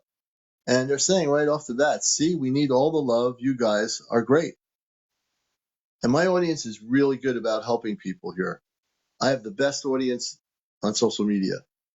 I got a great audience here. Everybody follow Max Mann so we can do an interview with them. Okay. Hey, Deborah, good to have you with us. Good to see you, Deborah. Tahar. When that happens with the hat, I have to do something. That hat with the mustache makes me say a certain word, and I have to do it for the person that gives me the gift because I have to. It's just one of those things. Thank you. Tahar, Karen. Thank you, Karen82. See, she made me do it. She made me do the Tahar thing. I don't mind.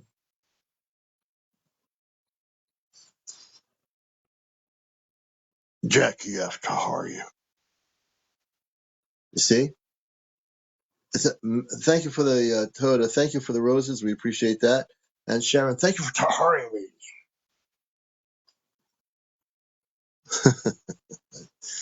It happens. It becomes part of the show here.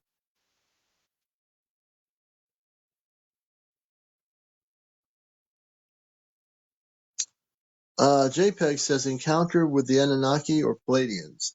Are you saying, JPEG, you've had encounters with Anunnaki or Palladians, or are you asking if anyone has? River Blues, Tahar, how are you? Thank you, River Blues. Now, let's see. We went to the secret space program. They have 76 followers, folks. There's a lot of here. I want to get Tina and Max on here. They've got a story I want to hear about. We have 260 people on here. We have 76 people following Max Man. Please, please, please, everybody, press the follow button on their personal thing on Max Man. And I'm going to just let you know, they said we went to the secret space program. There's a lot of interesting stuff coming in those sentences there, and I want to hear their story. But if you really want to hear their story, I need everyone to follow them and press their profile and press the follow button. That's how you do it. So if you don't know how to do this, you go press their profile and press follow on their profile. It's like a red button in white letters says follow. You just follow them, and we'll get them up there. Let me see where they are now. That's 79. So I want to see if when we get over 100, if that changes the setting on their thing. So they're almost at 100. Let's see what goes on here. So we need to get them at 100. They're at 79 right now.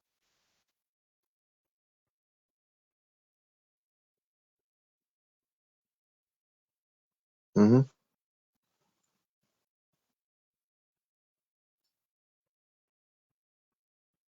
I'll keep pinning the comment here. So let's keep following them, folks. You're watching Encounters, the late night spiritual UFO talk show. This is what we do when people are that close to going live. We want to make sure they get up there in the numbers.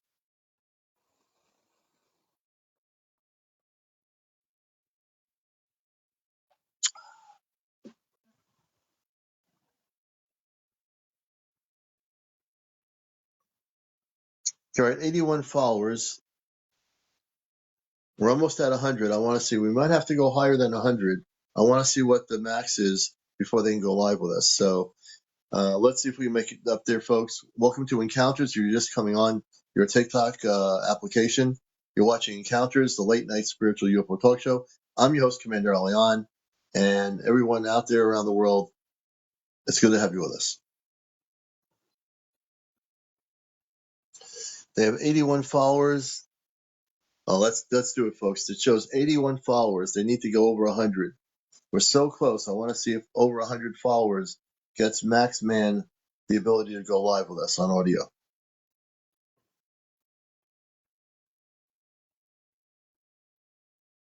John says 19 more people.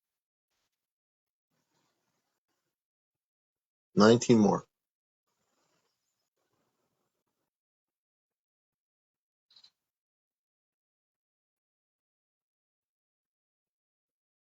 We're going to check their thing here. They're at 82. Come on, folks. We have 275 people on the show here watching it. All you've got to do is follow Max, M-A-X, Man, M-A-N-N. That's the person I want you to follow. I'm pinning up their comment. We were in D.C. on January 6th. Max Man.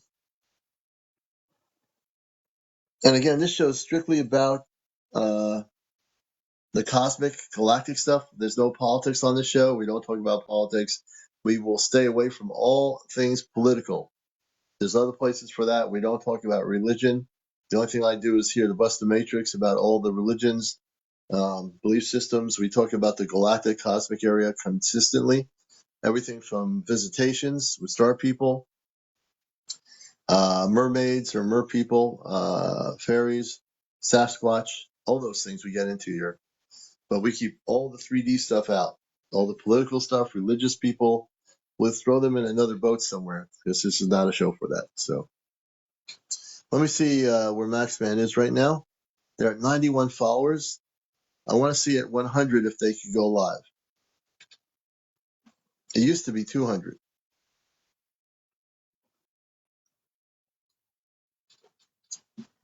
So we're glad to have all the people out here tonight. Hope you're all doing good.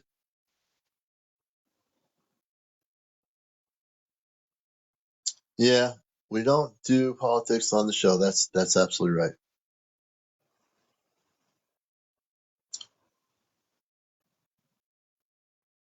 When you follow the Max Man, let me know in your comments that you're following them.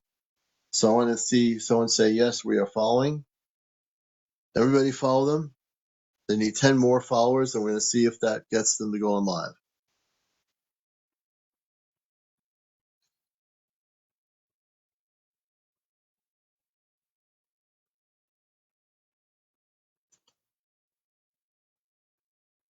Okay.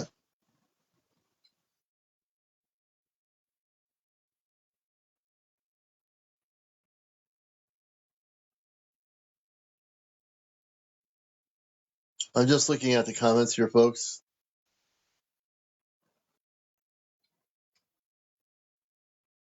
Okay, I followed Rob, Greta.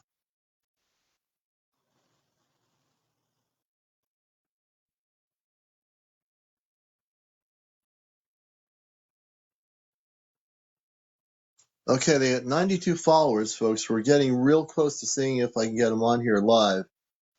And you're watching Encounters. Thanks you, Kate, for following them. Thank you. John, thank you. Brendan Z, good to see you. Thanks for following them. Ooh Food Movement TV, thanks for following them. I appreciate that. Karen82 said yes.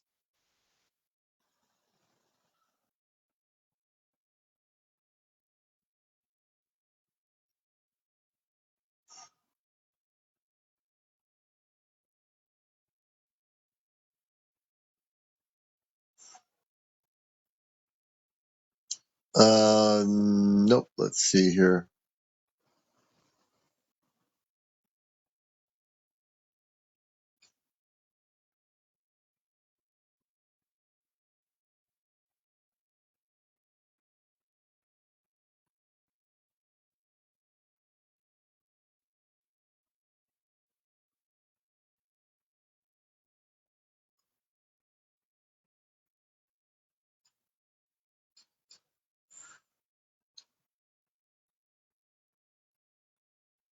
All right, let's see where they are right now. You're watching Encounters here. Since we've been on tonight, Spiritual Ninja, good to have you back. They've had 1,600. We've had 1,600 people watch the show since we're coming on at 11 o'clock tonight Eastern.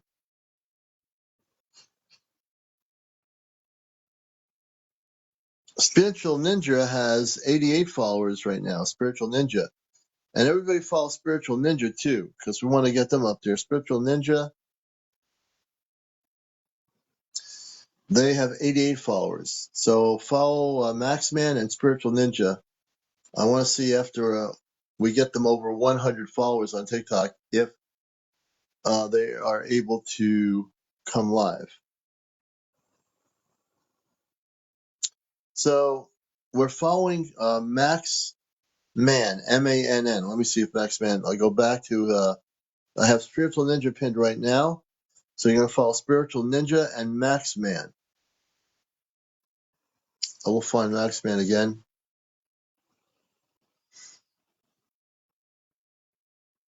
and we'll try to bring them on to the show here.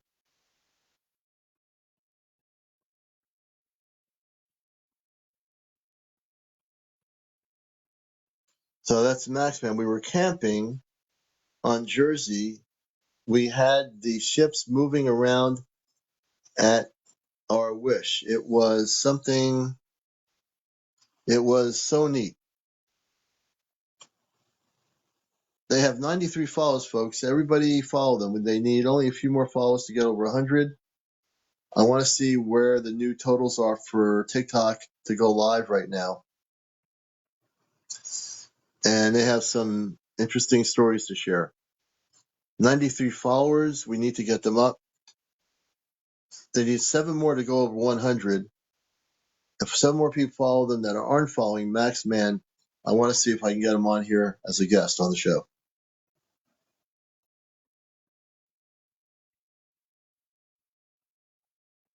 And it's about 12:42 a.m. in the morning here on the East Coast.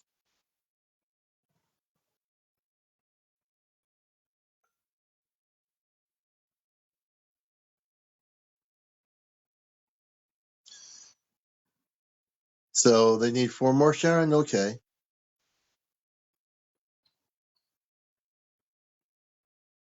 Oh, Spiritual Ninja is still private? Okay.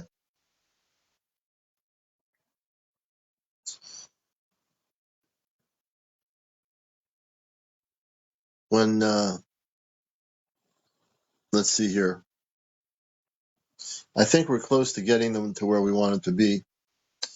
And please, if you have not gifted our show and you like what we're doing, you can do any kind of TikTok gift you want. You can do my personal app, which is my Venmo app, on my profile page, my Cash App, if you want to donate anything there. That's a great way of doing it through Venmo. Let me see here.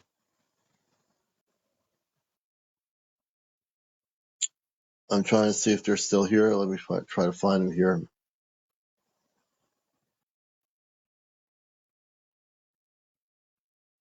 So they're almost at 100. Gary Haas, thank you for the heart.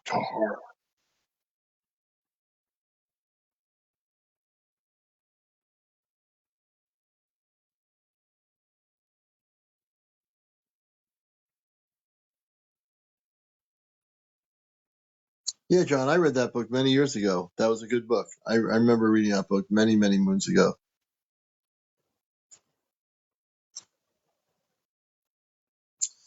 And Max Man, where are you? I know where he is. I have to find them. I have to scroll up, everybody.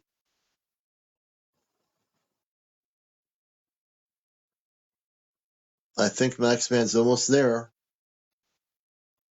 We'll find out in a minute or two. Let me see.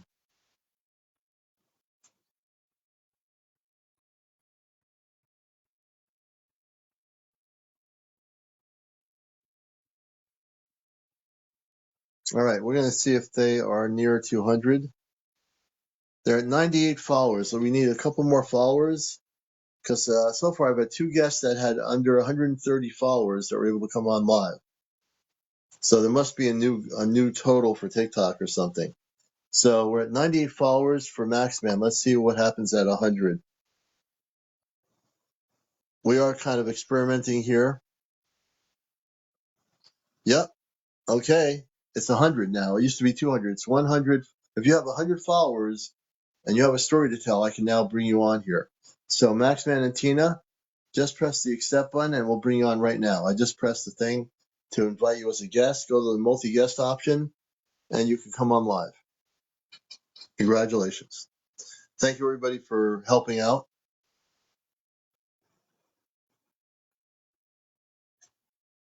All right.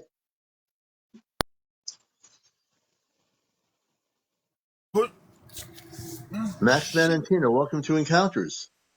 Hi, you guys. How are you? God We're bless good. you See? guys.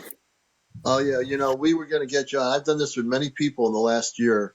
The TikTok rules have changed. So it used to be 200. It's now 100, evidently. So welcome to the show. Yeah, we have had a lot of different experiences. We've been traveling the United States trying to wake people up to that we're not the only beings in the universe, and Some people make fun of us. Some people get mad. Some think we're crazy, but that's okay because we know better. Yeah, And everybody says on my show when they come on for the first time, people would think we were crazy, and I try to tell you, 30 years later, people are much more open to this than they were 30 years ago. So you're not crazy. that's correct. That's correct. When we started out in what year? What 2000? We started off in about 2012. Yeah. Well, And since used to, there was like talk to the hand, and people used to think. But now it's not so. It's not so much. yeah. When we went to the secret space program, it was That was in Southern Illinois. yeah, it was so neat. Now, I went. let me slow you down for a minute because there's so much that's the good thing about me being a talk show host for many years. So let's still deal with one thing at a time. So the secret space program, tell us what that's about and how did you get involved in that? Okay. Well, how did we get involved? A friend of ours, a guy that we met in New Jersey, that was into what we were into, believing that we're not alone, and that we were told a great granddaughter, wasn't it? What's her name? One of the people that was going to be speaking was Laura Eisenhower, the great Oh yeah, grand of I know Dwight. Laura. Yeah, Yeah, and that was so important to me to go listen to her, and that was so neat to see that she had the will and the courage because what she's been through. Oh my gosh, and that just made me even believe in myself, believing in what I believed in more. She was a big step for me to not but how did you guys get in Illinois? You mentioned you were in Illinois. How did you get involved in as you're talking? I think you're leaning into it, and I know you have a lot to share here. So I want to deal with that part of it. How did you get involved in what you call the secret space program, and can you explain what that is? Well, it's a It was a convention. It's a convention. right. This A convention. Yeah. yeah, this hotel in Southern Illinois was having a convention of different people. Su- Oh, About secrets. Okay. Yeah, yeah, super soldiers and all these different people that's been to Mars and what they've done and how they've been treated and what they experienced because it's all coming back to them. Because they try to wipe their memories and it's not working because everybody's starting to get back to who they really are, to what we're here for, our mission. And I've known since I was a little girl that I had something great to do. I'm 64 years young now, and Max is 49, 49, working and on 50. yeah, and we've never Yeah. fit in anywhere. We've always felt like we were different, and I know that I had something great. I just didn't know what until we started this mission that I feel that I'm on, that we're supposed to be doing. So Now, did yeah. you guys, did the both of you, ever have? I get the feeling, on your journey in your lives together, have you ever had any physical contact with space people or space beings? I have had a few times. Ah. We're in Las Vegas right now, but I used to live in Las Vegas. This was back, oh gosh, I can't remember what year, but I was sleeping in my room, my bedroom, and I had my first husband with me at the time. All of a sudden, it was in the middle of the night. It was just, I don't know what time. We both, out of a dead sleep, sat straight up, and both at the same time said, "What was that?" There was a ball of light beam. It was a light beam came flying through my bedroom, right across. Really? Yes, and yes. And this place is not very far from where I'm at right now. I loved that place. There was a lot of different beings that came to visit me there. There was a female that came, and I feel like she was a guardian angel because she was mystical. She was like a white light, kind of a smoky. That's what she looked like. That her being, but she was beautiful. She had flowing hair, flowing gown, and she stood at the top of the stairs. And I know she was like my kids' guardian angel, like our guardian angel. and Mm-hmm. I knew she was. And Mm-hmm. there was remember the guy that came to visit us with that dog that didn't look like a dog? Oh my Oh God. my, what was that guy? And we lived in Port Townsend, Washington, okay? Port Townsend Mm-hmm. is on the Strait of Juan. We saw so many ships. That's where we had most of our encounters. Oh my Mm-hmm. God. Now, the ball of light you mentioned that came swishing in the window. Can you tell us Yes. about that? What happened with the ball of light? It just flew past me, went around my like my face and my head, like, and shot back right out the other side of the room, and it was gone that fast. I mean, Wow. it was fast. Mm-hmm. But we saw, Max and I, we saw a lot of things happening. That's what got us started on this mission, really, because where his parents had bought this home that Max, both parents were passed, and he's the only child. He was living right across, just right on the water. There were so many ships that would come through there Mm-hmm. at night, probably about 4 or 5 o'clock in the morning. When you say, Max, I would say, but the whole neighborhood would shut down. there has been One guy, yeah. one guy who has followed us since Port Townsend Yeah. today. Yeah, he's Right a out there ship. right now. A watcher. We call him the watcher. And sometimes it's just him. Sometimes it's a few. Sometimes it's several. Yeah. Yeah. Yeah. There was one guy who showed me some non-physical entities, a few different ones, about 3 o'clock in the morning outside of Port Townsend, Washington. Mm-hmm. Oh, But yeah. the main thing of it is that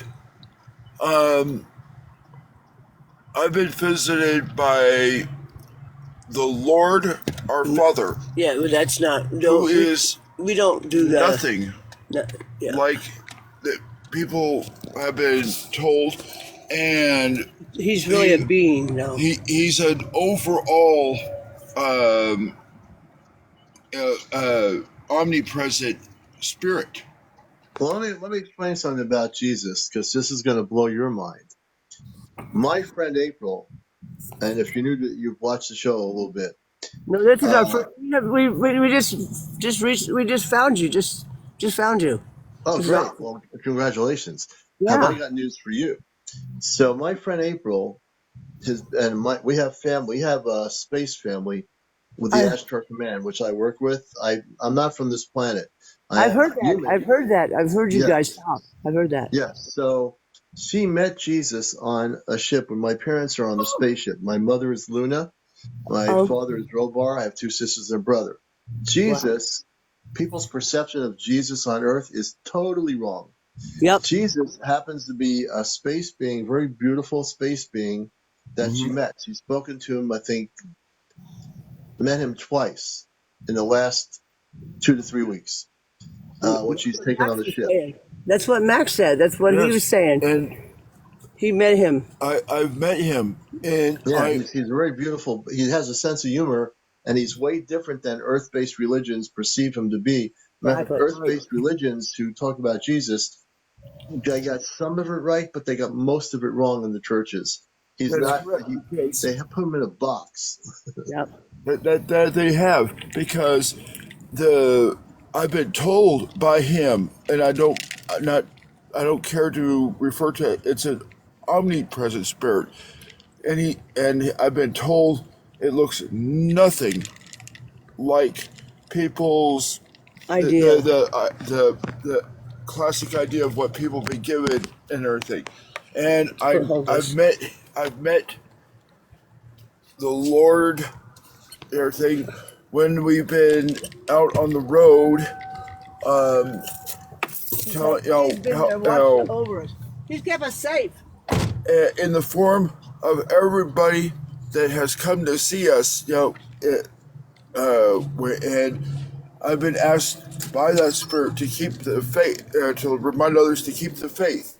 Yeah, we're not the only ones here. Yeah, and I keep asking it to appear in other forms, but it keeps coming to me in that form, because we're a traveling mobile store that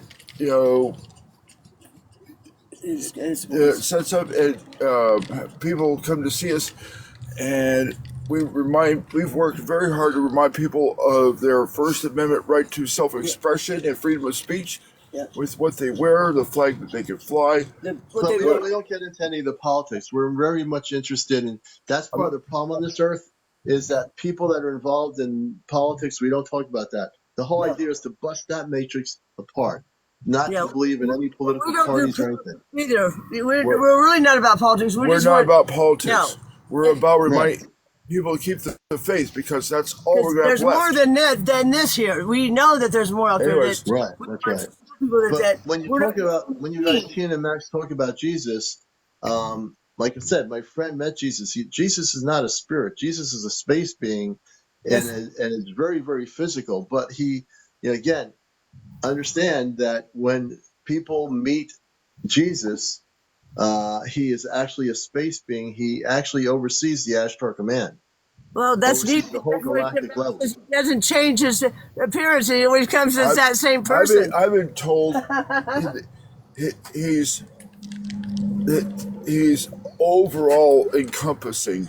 He's not anything of anybody's religion idea. No, he isn't. He's not. He just says over the command. He commands their. He works for the Ashtar Command directly. I've known about Jesus in a cosmic realm since I was a kid. We need to go up there. We need to go say hi. We need to visit with you guys. We need to go. We would be so grateful and thankful and blessed to be able to be a little closer, a little more awake, and not when we're traveling in our sleep. What's right. I gotcha. Yeah. Well, I appreciate you guys coming up here. That we got you up here. You're traveling all over the place. You're vagabonding, cosmically waking people up about the space people. That's a good thing. That's what we're trying to do, because I can't wait. I told my son, I said, you just wait. I said, I can't wait to fly. That's my favorite thing. I know I was a pilot. I want to go, my helicopter's license. I want to be able to just go right now and just go, poof. I want to just be able to, I want to fly so bad. I want to fly so bad because I know I can. I just don't remember how. You'll eventually fly. Can't wait. And I can tell you, like I said, my friend April, I think I know she's been back for a while. She just went off planet tonight. You might have heard me and her, she's like a sister and I'm like a brother. And she and I worked with. This is our first time we just met. Guys, this is the time for us to finally meet with you guys. I guess we put it off, and that we're ready to take on whatever needs to come. I'm ready for it. I want to get so bad. We need more information so we can share it to everybody and get it out there. Yes. Well, we're glad you're here. Skid. Thank you for the Deanie, the tiny Deanie, and so when you mentioned Jesus, my friend April, she met Jesus on the spaceship. Wow. And he's a very beautiful being of light, and he's a lot different than people's perception of reality. And he oversees the whole Ashtar Command. So the Ashtar Command, just so you know, is like the intergalactic beings of light from many, many planetary systems. And they've been here before. The planet's billions of years old. They've been here before, and now they're coming back. Well, they've always been here, but now in mass, they'll be, at some point, you're going to see more interaction with our space family, with the people of Earth. I can't wait. Right. Oh, my God. And what I'm trying to say is that, I've met him, that's not the pronoun I care to use, in the form of all the people throughout all the years that we've traveled that have come to see us when we're set up. Right. And we've tried to give information to them so that they have something to take with them when they can find out how things have really worked and everything, and how things have really come to be, because we found out since day one of recorded or unrecorded history, there has been an infinite amount of money spent to make how we've arrived to this point here today Yeah. possible. Yeah, no, there's a lot going on. I mean, I've talked to so many people on my radio show for 21 years. I've been doing the mission work. When I got old enough as an adult, I've had over hundreds of sightings of spaceships, of the light. And, so I'm very tuned into a lot of the subject matter. And it's great to hear that you both as a couple are traveling around spreading, Well, the light and information regarding things about the fact that we're not alone in the universe and that there are people out there. And you had your encounters with that ball of light coming through the window and other encounters with space people. That's pretty my amazing. favorite ones were in Port Townsend when they came right there on the water. They would come and they hovered at all these colors and everything. I see it, and it was like the whole world stood still. There was no other lights on, and they showed us out to us, and constantly, and so we knew that we were. Well, I've always known different, but I want to see it and do it. I want to get more involved, and Right. go strictly for that. Now it's our mission. Our watcher guy, who's like he watches over us. he's like a monitor with this ship that I've seen. It looks like kind of a classic snowflake shape. Yeah. And sometimes he's by himself. Sometimes he has a couple And people. beautiful colors. Sometimes he's a lot closer to us. Sometimes he's Yeah. a little bit farther away. Yeah. But We want to meet So- him. So when you say watcher guy and you say the ship, can you tell me, like when you see that ship and that watcher guy, does he telepathically communicate with you? Well, he don't. It's not words. It's a knowing that he's like, he's watching over us. That's why we haven't ever really been hurt or awful. There's been a lot of negative things they try to get, but he keeps them at bay, or him and whoever else is there to help him. All the groovy people up there, and So you haven't had any. no, they never So- know they're there all the time. So And- okay, so you do have light beings protecting you. Am I correct? They're yes. yeah. No matter where we are, Absolutely. no matter where we are, Yeah. a good majority of the time, but we go outside. Like we can go outside right now, I bet you. and And look up there. they'll be overhead. It's and- lights on right now. We have to go somewhere darker. Right. Yeah, I think when you're able to go on video, we'd love to have you back on to show the activity where you are, wherever you are in your travels, and if the ship that is protecting you with the being on the ship or the space person on the ship is there, you'll be able to show us what that looks like, and we'll teach you how to do that on your technical part of it. But I would love to be able to communicate with them, and Better. than we have been. I guess we don't communicate with they have their own language, and they can suppose these. well, here's the way to communicate with them, Max and Tina. Don't try to verbally talk to them. Use telepathy. Telepathy is just conscious to conscious communication. So let's say when you get off of my live, you sit down quietly, clear your mind, and just talk quietly to them in your consciousness. No. When you say, if you know who they are, just say, "This is so and so.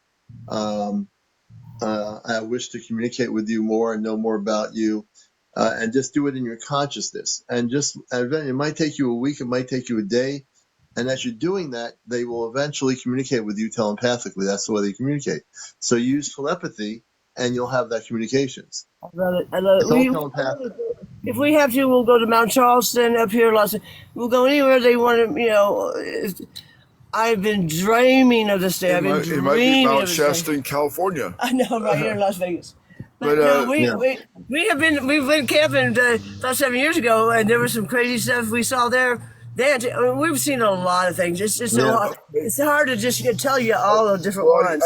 I could tell you one story for positive sure. When a friend of ours in Port Townsend, he showed me there was like 3 different beings. One of them was a guy. Well, the first ones were like these beings that had glowing orange kind of heartbeats or aliveness or Aura. and you could see them. Mhm. But then there was a second one where we were very quiet and we saw this being with a very narrow, uh, Huh. with multicolored. It was like a stick figure through Hmm. a very thin tree, and where he just appeared through the split of the tree.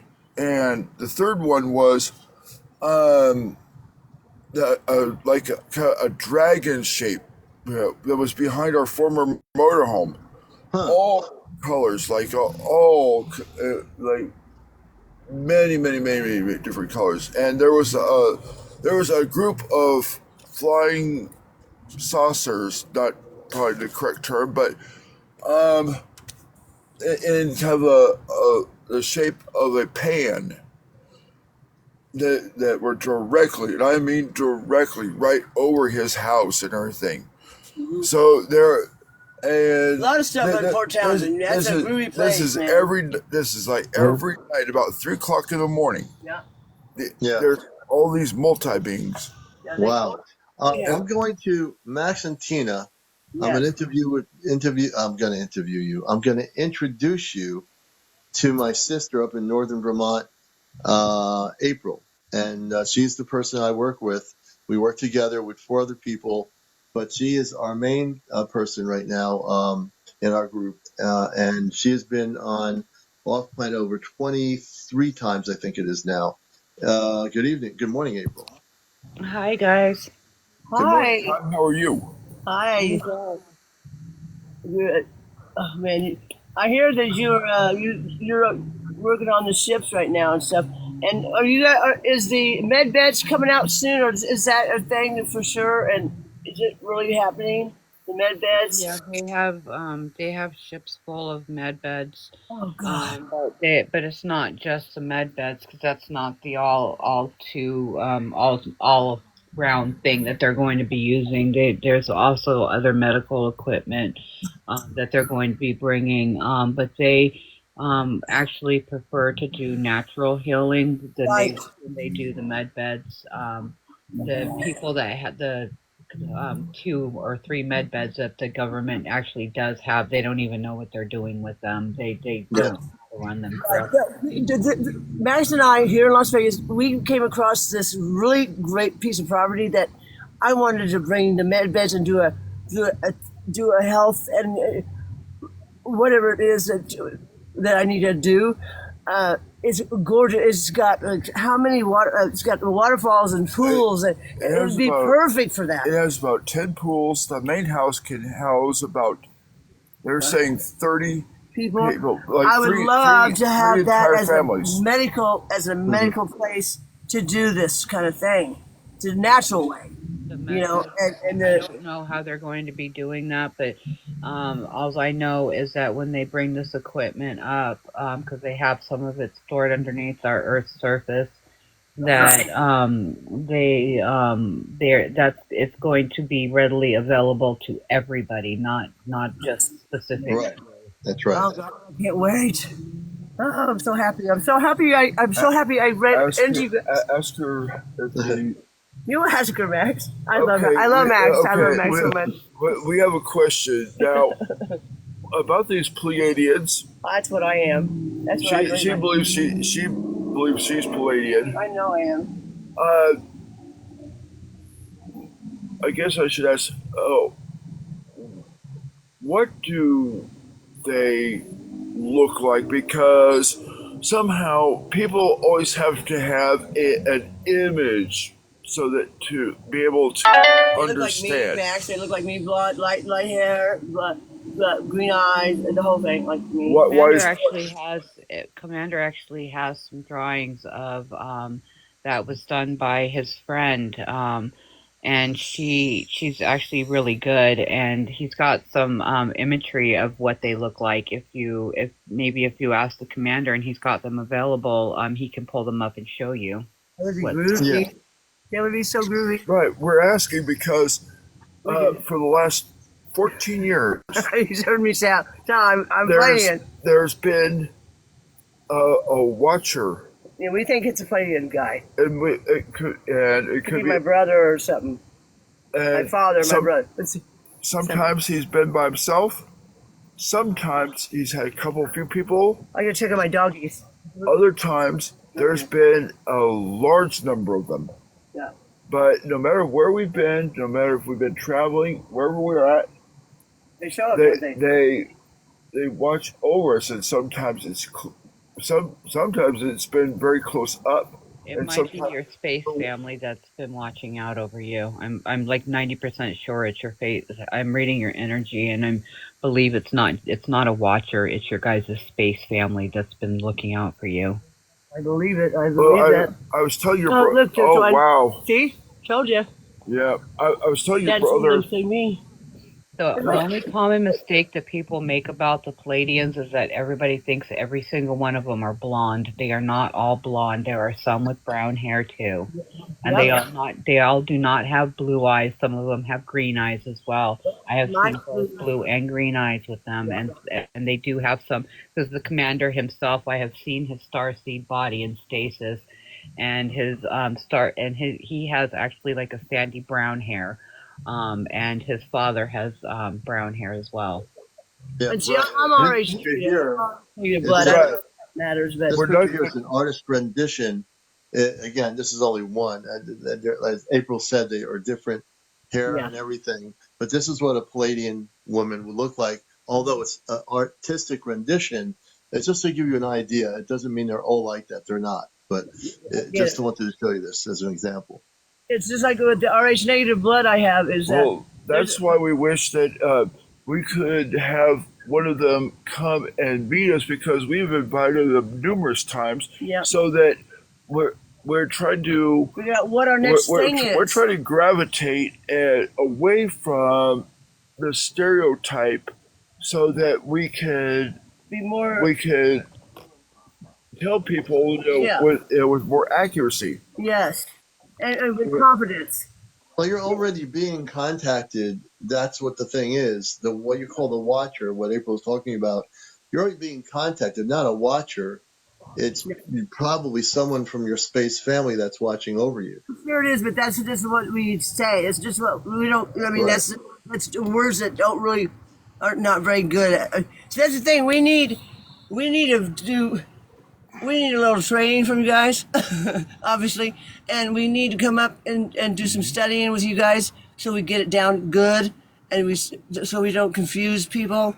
Well, if you watch my live and watch April when she's live, you'll learn a lot of things that will help you actually. I'd like to share our phone number if you want. If you want it. Don't give the number over the thing here. Don't do that. Okay. Not Nope. the good thing to do. We would not do that. But message us. You can message April, and we'll be happy to communicate with you through offline. But don't give your number on the. I on knew the that. I work. said it like this. That's why I said. We'll message her off the program. Yeah, Actually, that's the best way to do it. the internet stuff. It's hard for me to see. My eyes are not good, and I'm the worst speller in the world. I'm the worst speller because the English language is not real, and I think my soul knows that, and it like fights it. My soul will not let me learn the English language. It just to spell it is insane. I can't. He has to tell me the same words as how to spell it over and over. It just won't stick. It just won't stick. Well, keep in touch with us. Definitely use the messenger part of TikTok. I know you're pretty new to TikTok. Do that, and if you want to message April and me, we're happy to have you do that. And I appreciate you guys coming on and sharing your story with us. Well, Thank you. like like we've been told and reminded, please keep the faith. Yeah, because I know there's galactic families there watching over us. I know that it is. We just need to know more, and then we're starving for that. Okay. Well, if you listen to April and me on live, you'll learn a lot of things. I guarantee. I love you guys. Thank you so much. You too. Nice Thank you for meeting your you coming. guys. Yeah, we really appreciate you sharing.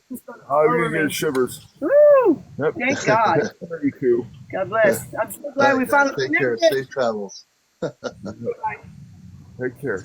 All right, that was Tina and Max in Las Vegas, vagabonding. April, welcome back to Planet Earth. Hi. I knew earlier tonight, way earlier. I knew when the music was starting to go after the background of the green and showing the Bigfoot nest, the home or the things intricate, the style of what I was looking at. I said, as soon as the music started happening, I said, she's going off planet tonight. Yeah, well, somebody was questioning me as to why I was doing delayed lighting, and I said because it helps you guys to be able to see people that don't have the fairy sight. It helps you guys to be able to see the fairies. And I said, and I often do. I do it so you guys can actually visually see them and know that Yeah, these beings are actually real. And I said, and sometimes we get lucky and the Ashtar Command comes across, but Nick has become quite the little yeah, showstopper on yeah.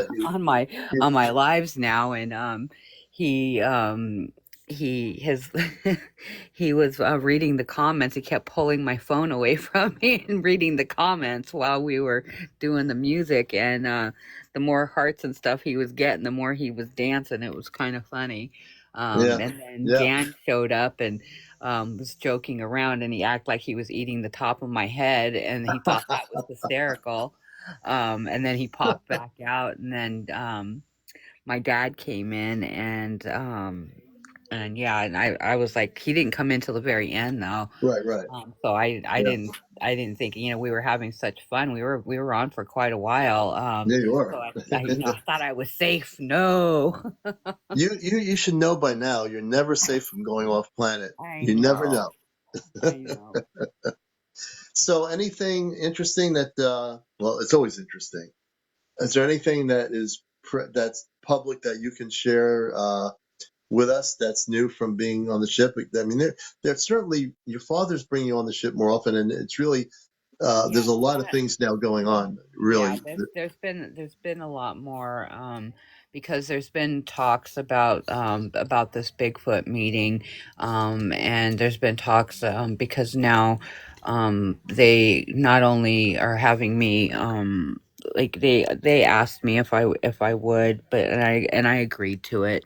hmm Because it's a great honor to be able to do this for them, but they asked me to be a part of and help to usher the Bigfoot beings into humanity as well when big contact happens, because the mm. Bigfoot beings, are part of the Ashtar Command, and they've been here for a really long time, Oh yeah. and they're going to be part of the shift and the change and everything, and the fairies are also coming back. So the fairy realm has also asked me to be like their ambassador and to help usher them in as well.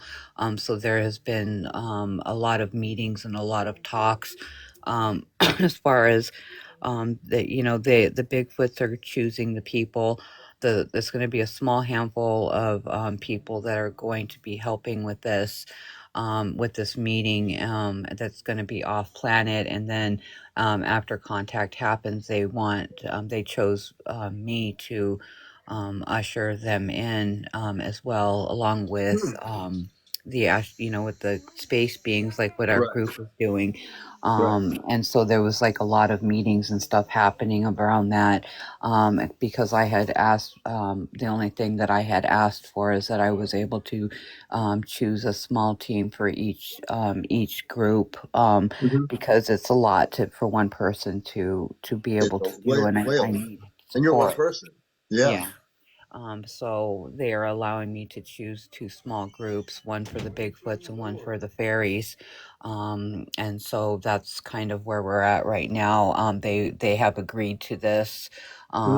So that's why they've been taking me so like recently. The frequency is Yeah. because it's because there's been a lot of meetings, but there's also been the all the other stuff too. As far as like with the Ashtar Command about the chemtrails and about them placing stuff on my property, and then I also got footage of some of these things that were placed into the ground because I was up in the woods today. I was up there for a good Oh, you were? 4 hours, yeah, today. Wow.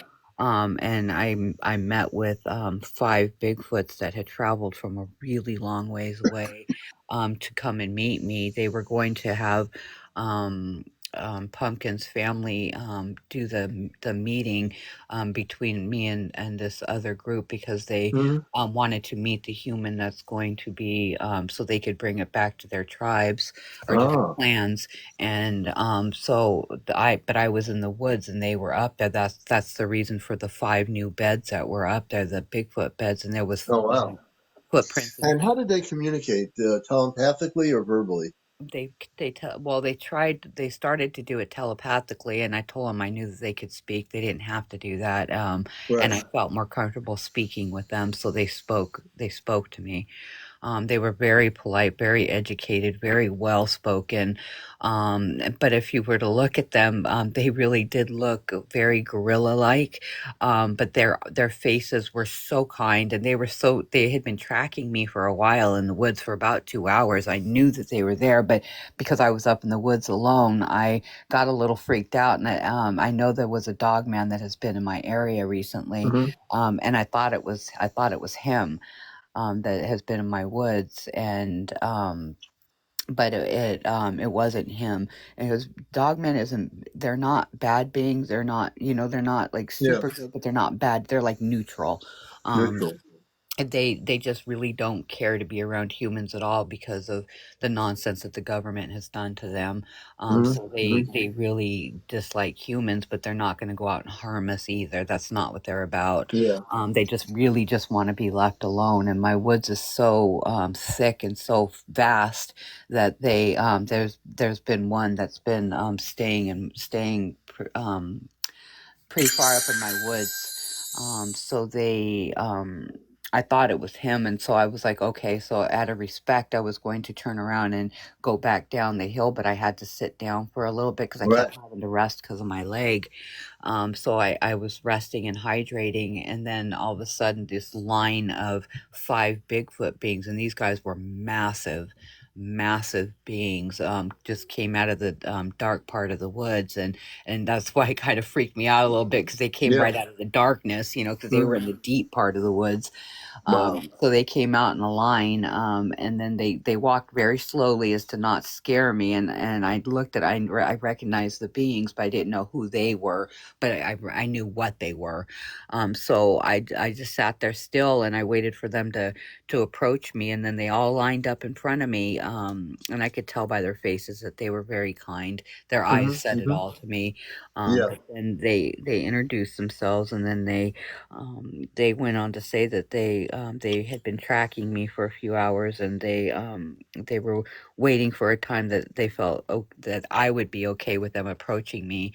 And so they were talking to me about the meeting, and then they wanted to meet me to find out meet the human being that was going to be Right. doing this for them, Wow. and to pay their respects from their clans. And I just thought that that was really, really cool. And I feel really honored that they they know about me, and that they are all in agreement that they want me to do this for them.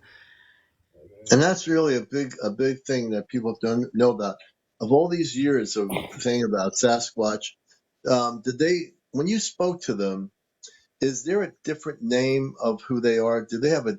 We call them Sasquatch or Bigfoot, but Every did they every tell you what? area has a different name that they call them. It just depends on what area that you were in.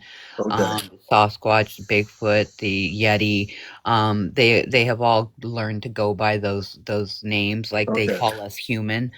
They've Yeah. all learned to kind of go by those names. Yeah, interesting. They would That's a, prefer to be and called now, by their first names, but yeah, each clan has a different name as well. But you know, I don't know. yeah. It's It's now we depends on know the that area that you're in. yeah, like the People are abominable different about these things. snowman. In different parts of the country, the Bigfoot is called something else by the Yeah, local tradition of the people. like by Tibet and all those places, they're Yeah. considered yetis. You Yes. know, Yeah. yeah. So that was really cool. I actually got to go tonight. I got to go to an underground um, cave where the Yetis actually live at. There was probably about 60 of them in this cave, and these were all the elders that have been there for a really long time. Wow. And I actually got to meet them tonight, and these guys are phew, these guys are so big. I felt so tiny being around them. I'm just like About this a little Yeti? human. I'm like this little tiny human being around these big About giant the guys. Yeti. Yeah, and they were trying to tiptoe around me as to not frighten me, and I'm like, you guys, I wasn't scared at all, but Yeah. it was a little intimidating, but I wasn't scared. Yeah. And what did they? How did they? The Yetis. They obviously communicated with you when you were with them visiting. What was that like? That was it was different. They have this whole underground cave system all throughout Tibet. I mean just everywhere. There's so many different caves down there, and these guys have it pretty well set up. Mm, And they have their little nests and everything, and their own like separate caves down there. That like different cave systems go to different parts. It's almost like a huge underground city down there. yeah. But Yeti style. So Yeti it was, style. Yeah. yeah, they had most of their stuff was like all handmade, like like sewn seats Yeah. and like hand woven baskets and things like that. And their beds, like for the real elder Bigfoots, their beds were pretty intricate. Actually, I was pretty impressed with the way that they had their stuff set up down there. Wow. And it was very cozy down there. Oh, good.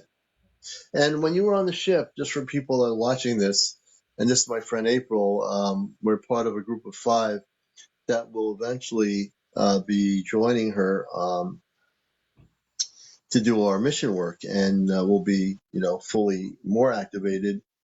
So just let you know, we are part of this group initially that we all met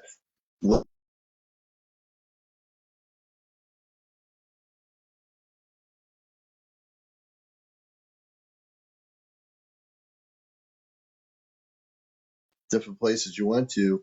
How was the journey, and what things, anything different or new that you enjoyed when you were on the ship traveling? Well, I mean, it's not so much enjoying, it was more being educated, Educated. and then there was some more issues going on with the reptilians.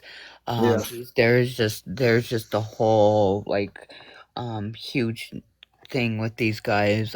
They've been like underground, hiding in nests all over the place, and yeah, we've been right after them, and we that was one of the things that we did when I was with them, was to go into one of these nests and to herd some of them out. They like to make themselves seem like there's more of them than there actually is in these nests. yeah. And so they act like there's 50 of them down there, and there's actually like 10 of them down there, Really. but We had because, April. We had okay. a gentleman on, John, very nice guy. He's in a VA hospital in Texas, and you're still, I think you were still off planet when I was doing this. I sent a ship over his location, and he had 2 reptilians that were constantly with him, and we actually brought some Ashtar Command people into the hospital room where he was, and he said, and I did something with him. You've seen me do this before, you know. And after a few minutes, he says they're fading away. They're gone. I said yes, because we're taking them away, and they're going to be sent off planet. Then he divulged to me that he says they told him that they had a reptilian base in the Gulf of Mexico, 130,000 reptilians. They said, and when I was on They live with lie. him, They lie so bad. They lie yeah, so bad. It's not even right. funny. It was a nest of like 50 of them. We were Well, there. this thing in the We Gulf, I told yeah, them, we were they said there. We we. went there. There was Oh, you there went to was the like Gulf? yeah, they lied. There was like they lie so bad because they're trying to create fear. There was like 50 of them down there. So this is interesting. So when I was doing my live, the Ashtar Command watches the show. They went there automatically after he told that No, information. not after he told that. They were already aware of it, but they They were heard aware of it. yeah, Interesting. they were already in plans on doing this, but they heard your Really? communications. They heard your communications. And they were already planning on hit this. Hold on, sorry, I'm No, really it's okay. excited. They were already planning on hitting this nest. Really, man. Yeah, Talking and about there being in was no sync. 50,000 of them. They lie, like I said, they lie, lie, lie, Yeah, they lie. lie a lot. Yeah, they do. They try to create fear. That's what they live off of, Yeah, the that's fear. what they do. There So was there like were 50 of them in the Gulf of Mexico. There was on 130,000 no, they or lied. There whatever. was like I 50 don't of them remember in a exactly. nest down there just So creating havoc. yeah, well, they won't be bothering John anymore because we took care of that situation. Yeah. Interesting. So a lot of good things are happening here, and like we've said before, you and I, that the reptilians, they wherever they're hiding, they're going to be found and taken off planet. I mean, that is absolutely happening right now. Yeah, I'm surprised people hadn't reported seeing ships because we sent them off at like 5 of them at a time in these ships. We were just piling them in there and just getting them off planet because they were too scared of the portal. They didn't want to go. Just wanted to go home.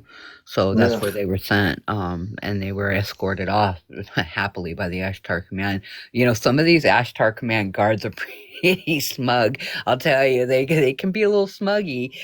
They were, they don't like the reptilians one little bit and the nonsense that they're doing to us and to this planet. And yeah, so they were quite happy to escort them out. yeah. No problem. A lot of good stuff going on here. Yeah. And as you can, and also people, you should check in with us on Friday night. Friday night, April and I do a thing on here called Ashtar Command Q&A. It's what we call it Contact Night, and you can ask questions. Or a lot of times, because April has another phone that will be used by them. They love her phone, this one specific phone, and they will, they love music. Our space family, that's without question. But usually in this case, when a song is played on the Friday nights, it will be a message, or in the music there's a message always. And but they also communicate verbally on the phone. Um, they'll sometimes people say, "Oh, I hear something," and then we'll all be quiet for a minute, and you can hear the voice coming through her phone of one of the people on the ship. And that we've seen that happen, April, pretty regularly now, correct? Yeah. Yeah. What I'm gonna do this next time is I didn't think about doing this before, but I'm gonna do it this time because I did it with our last live Yeah. for just a few seconds, but because I didn't catch it until the end, I didn't think about doing it then. But I'm gonna take my other phone and I'm gonna record it. I'm gonna record their voices coming through, and see if we can get it to record, so I can send it to you, or we can play it on one of Yeah. our We can lives play it. We can so play it. people can hear it. Because if we can record the voices, you'll get to hear the voices of the people that we're connected with. It might be her father. It could be Commander Robar. It could be my mother Luna. It could be any one of our family members from the ship. And if you hear their voices, that's a great idea. Let's go. Let's try to do that and try to record some of that. Yeah, that's what I'm gonna do. But Commander, I'm gonna hop down because I'm really, really wiped out. I'm I'm still. glad you're hopping down because it's 1:35 in the morning, and we're gonna end the show, and we'll be back on tomorrow night, Tuesday night at 11 p.m. Eastern, for the number one spiritual UFO talk show here on social media. April, get some rest. I heard you yawning, so I know you need to get Yeah, some rest. yeah, I'm really tired, guys. All right, you guys have a great night. Thank you, and I love all of you. Yeah, we love you too. You take care, and many blessings to you, April. Take care. Let me just do this here. There we go. All right, and I want to thank everybody for if you wanted to be a guest on the show, we didn't get to you tonight. We'll be on tomorrow night, and we'd love to interview you. Yeah, spirits, Tahar. Wait a minute, I have 3 more Tahars to go, but that means I need 3 more hats taken off the shelf. Thank you, Edwards. We appreciate it. David Edwards. And I want to thank every Tahar. Thank you, River Blue. Thank you very much. And I have 6 of the hats taken. I have 2 more hats ready to go off the shelf. I might be able to do a Tahar differently, like an Elvis. Tahar, a Tahar. I just did it. Thank you. I completed my goal. Thank you, everybody. Karen 82, Tahar for you. Thank you. Jackie F, thank you for the roses. Been a great show. I can do, it's a guy when I grew up in the 60s on CBS, and he used to he had the Beatles on. He says, we're going to have a really great show. We're going to have a really great show. I forgot the guy's name. But the Beatles made their first appearance on this person's show on CBS TV. And that's when there was only like 4 or 5 channels. They didn't have cable and all this stuff. And he would say, we're going to have a really great show tonight, really great show. And here are the Beatles. But I don't remember his name. Ed Sullivan, thank you. So I did my impression of Ed Sullivan. We're going to have a really great show. It's a great show. Anyway, I'll stop that. Ed Sullivan show, yeah. Okay. All right, folks. I want to thank you all for being here. You've been great. And it has been a great show. You've all made it great. So let people know about us always. Thank you for all the gifts, everybody. We appreciate you. Subscribe. Become a subscriber. We have 23 subscribers. You can also do my Cash App on Venmo if you want to send me direct Earth-based money. Go to the Venmo account right here on my TikTok. Take care, everybody. Have a good week. We'll see you tomorrow night with another great show on Encounters.